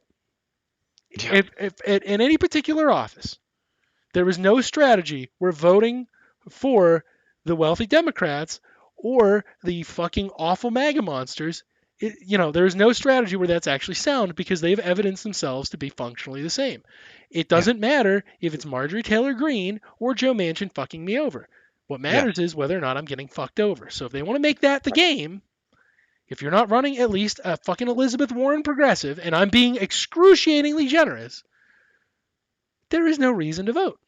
It doesn't matter whether it's the government or, your boss at your job or the cops or just some bully in your neighborhood. It comes down to whether or not you can organize to stop them from functionally immiserating you. Yeah. That's what it comes down to. And it makes you feel powerless if you think that you can't organize right now or that you'll fail or whatever. But, that's neither here nor there. You definitely don't want to get all fired up and think that something's going to change. Because they won this or that election instead of, tanking and losing 80 mil or 40 mil like they did last time. You don't want to get all pumped up and think something's going to change and then nothing does. You're just going to be all fucking sad. You're going to feel even more powerless. That's exactly what they fucking want. Yeah, I mean, I'm just going to leave it at this. I know if the analysis is going to be, am I either going to get fucked by Joe Manchin, or fucked by Kristen Sinema, or fucked by who's that fucking ghoul that was like childcare isn't our problem? Oh, Which Jesus Christ. which Oh, I can't Republican even. ghoul was that? Oh, God. That was so fucking. That was a North Carolina dude. Yeah. I If think. Oh, my God. if you're Can't going think to of his run name off the top people of in my that head. vein, who are either feckless and do nothing, like a Pete Buttigieg or fucking Joe Biden or Kamala Harris, who have no fucking ability to do anything, or who will get steamrolled by the Joe Manchin types, who get their fucking pussies turned out. Yeah. Now you tell me what fucking benefit there is to voting. If you're not running a progressive, there's no absolutely at all logical reason to vote. Yeah. So, in terms of economics, if you're only going to offer horse piss and cow piss to drink out of the You soda should pop probably can, just choose to not drink. yeah, don't have a drink. Go somewhere else. Invest that- your energy elsewhere. And they'll be like, well, people are voting for the Democrats. Well, the Democrats aren't going to do anything. Yeah. What? What about that cat in Florida that was driving the Prius? I mean, no matter how he voted, that Yeah. cat was still going to walk up to him, a Republican congressperson or state administrator or whatever the fuck that asshole was, literally tried to kill him in broad daylight. Yeah. He had to fucking shoot that guy. Like that's that's a pretty raw analogy, but I don't know if it is an analogy. I mean, like he voted however he voted. He waited for things to change. And then one of them physically tried to kill him in broad daylight for driving wrong. And he So fucking handled the problem. he sure did. He sure did. And that's what it boils down to, man. If we're gonna play fucking games, let's play fucking. They talk about game theory, right? These motherfuckers love game theory. So I'll lay some goddamn game theory for you. If choosing option A, B, or C does not change the quality of your life for the positive, and the game is change your life for the quality of the positive, right? Then option C, which is not doing anything, actually does change your life for the positive because you haven't wasted your energy on that and you can go do something you'd rather be doing. Yeah. So if you're not going to offer that as a potential, fuck it. Who You can cares? move on down to whatever their next move is. Like if you think, oh well, after they get in office, they're going to try to do this. Maybe I'll go organize some people that might be able to stop them from doing that. Yeah. In reality, in the material world. Right. Can I get an NFT of an organization? NF.org. NF.org. NF.org. Non-fungible organization. Yeah, but I mean, really, like, again, I'm not telling you not to vote. I'm just telling you what is the goddamn sense in it. Yeah. And honestly, I've always been like, if other people don't vote, I completely understand why they're not going to. I still probably should. Life will be tangentially better. But really, I've been wrong every time. I'm bad at voting. I'm okay in admitting that. Time for Yeah. me to get wiser with my vote. Yeah, I'm like 0 for like a shit ton of What? votes in my Admitting lifetime. they're wrong? No. Oh, the other Dems don't have to do it. The other Dems, No. let's see how far. Let's play a game with them. Let's play a game at excuse me, I can't say that. I am going to play a game of chicken with them. It's that simple. You're either going to run the candidate I want as the fucking vocal minority, or fuck you. You don't have to play that game with me. You are not required to, but that is certainly the game I'm going to be playing. And we geared up to do this last time, and a lot of people let themselves get shouted down or shamed out of it or whatever. But they responded when we geared up to do that.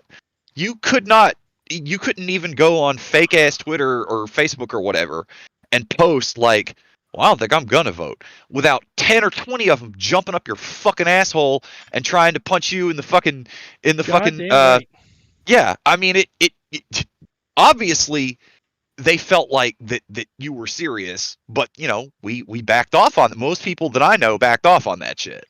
And let's relate I that know. to simple economics. If option A is lose $5,000, option B is lose $3,000, and option C is lose nothing, convince me to lose $3,000. You kind of can't.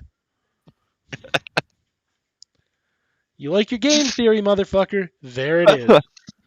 Right I'm back sorry. up your own asses. I'm sorry. I'm not trying to blow the whole. I'm crying out. Jesus. Yeah. Crawning Killing me with out. this crawling Damn, out, I bro. could touch of the cron. Yeah. Killing me, bro. You Good know, lord. it's true what they say. I mean, like this morning, like my dick was so tiny. You know, it's true what Oh they It's my say. definitely only affected by the cron. Yeah, it just I got no dick at all now. No, that checks Although out. there is like there's some guys though like it kind of slows you down, right? Like there's some guys that have got No. new abilities after getting infected with it. Superpowers? Yeah, like I saw this guy that could rap all of a sudden. Like have you guys seen that guy Lil Kron on SoundCloud? No. Like I can't rap. I'm white as fucking popcorn. Like if I try to rap, it's always like Jordan Peterson. My You name got a is flat, True, you and got a I'm flat here to Peter's hood. say. Right. The rappinest white person never did say. Or I'll be like Dan Bongino, ex cops or vaginos or whatever. Like I can't do it. Yeah. But like Lil Kron, man, that dude has the fire all of a sudden. Like I went on SoundCloud and he was like, "We selling magic cards like rocks on the corner. Get your dingus egg and your bootleg porn, sir. Omicron Prime. I'm a transformer. I make pigs into bacon like Chris fucking Dorner." That kid, all of a sudden, could just rap. It was weird. Well, that kid was is weird. cool. That is a cool He thing was- to say and do. He was like, "I sell so much coke. Call me Let's Snow Brandon. Your girl has ran through wider than the Grand Canyon. Prius killer caught a body. No hard aim, no HUD. Canadian truckers call those pussies snow chuds." It was weird. It It's weird like, how cool this guy is. he's totally, it was incredible. He was like, "They're burning their Carhartt like I burned your mom. She sucked me like the Saudis. Neom, neom, neom." Like that's fire. Haters Dude. crying about mini and green M&Ms when Tucker nuts. It makes his bow tie spin. It was incredible. Listen, Like, I'm already sold. I don't know why you keep going. I'd never heard anything Only like that. get so erect. Yeah. I can't do it. That's because we don't sell dick pills. Once we get you free samples of dick pills, you get hard again, buddy. Oh yeah, and I'll have I'll have a normal sized dick again. Right. I'll be back to my 10 and a half. Flaccid. It'll be normal again. It sounds kind of small, actually. 10.5 flaccid. Well, I mean, when's it's the last time you measured that? Yeah, it's you a shower, sure? not. It's a grower, not a shower. I guess, but it still seems tiny. That just sounds like an abnormally small penis. But no, little Kron. At Little least to Kron. me, my frame of reference is distorted. So Keep little Kron on your radar, everybody. That guy's gonna blow up on SoundCloud. It All right. like I say, it's the Omicron. It's like if you drank a lot of cough syrup, and yeah, And I will be releasing Little Cron NFTs in the coming weeks. yeah, absolutely. I'm just gonna. I would. I'm just gonna put pictures of my perfectly normally sized 14-inch penis. Yeah. Those are gonna be my NFTs. Somebody asked Yeah, him. what kinds about it? I'm not gonna touch Somebody asked- NFT and crypto. Great news. You can't say no to them. Somebody Listen. asked him about Russia, and he was like, "It's the final bout. Can we sit one out? Lethal Aid is out. What you talking about? Chat, No chat, Hunter chat, Biden. chat, Ukraine's licked." chat, true, chat. Hold on, chat. You listen. You go. You gamble on it or you don't. Yeah, You do yeah. what you will. You do what That's our you will, point. comrade. Otherwise, it's 12:23. I'm Oh, tired fuck, of really? Shit. Shit, Yeah, it's time God. to go to bed. Beddy Yeah, time. yeah. So, Oh. this has been the Sons of Tree Air. I'm Dan Cohen. I was joined by John Sinclair, no longer present. Michael Jordan Peterson. Joined by True Horror and joined by Jank Engels. Last but certainly Yo. not least. Absolutely. And you come back next Friday. We'll be doing this again because we're losers with no lives on a Friday night. But for Oh, like hell 6 yeah. times a year. Yeah. Oh, Good fuck night, yeah. America. All right. Good night. Love you. Don't Night. die. Don't die. I please. love Don't die. you.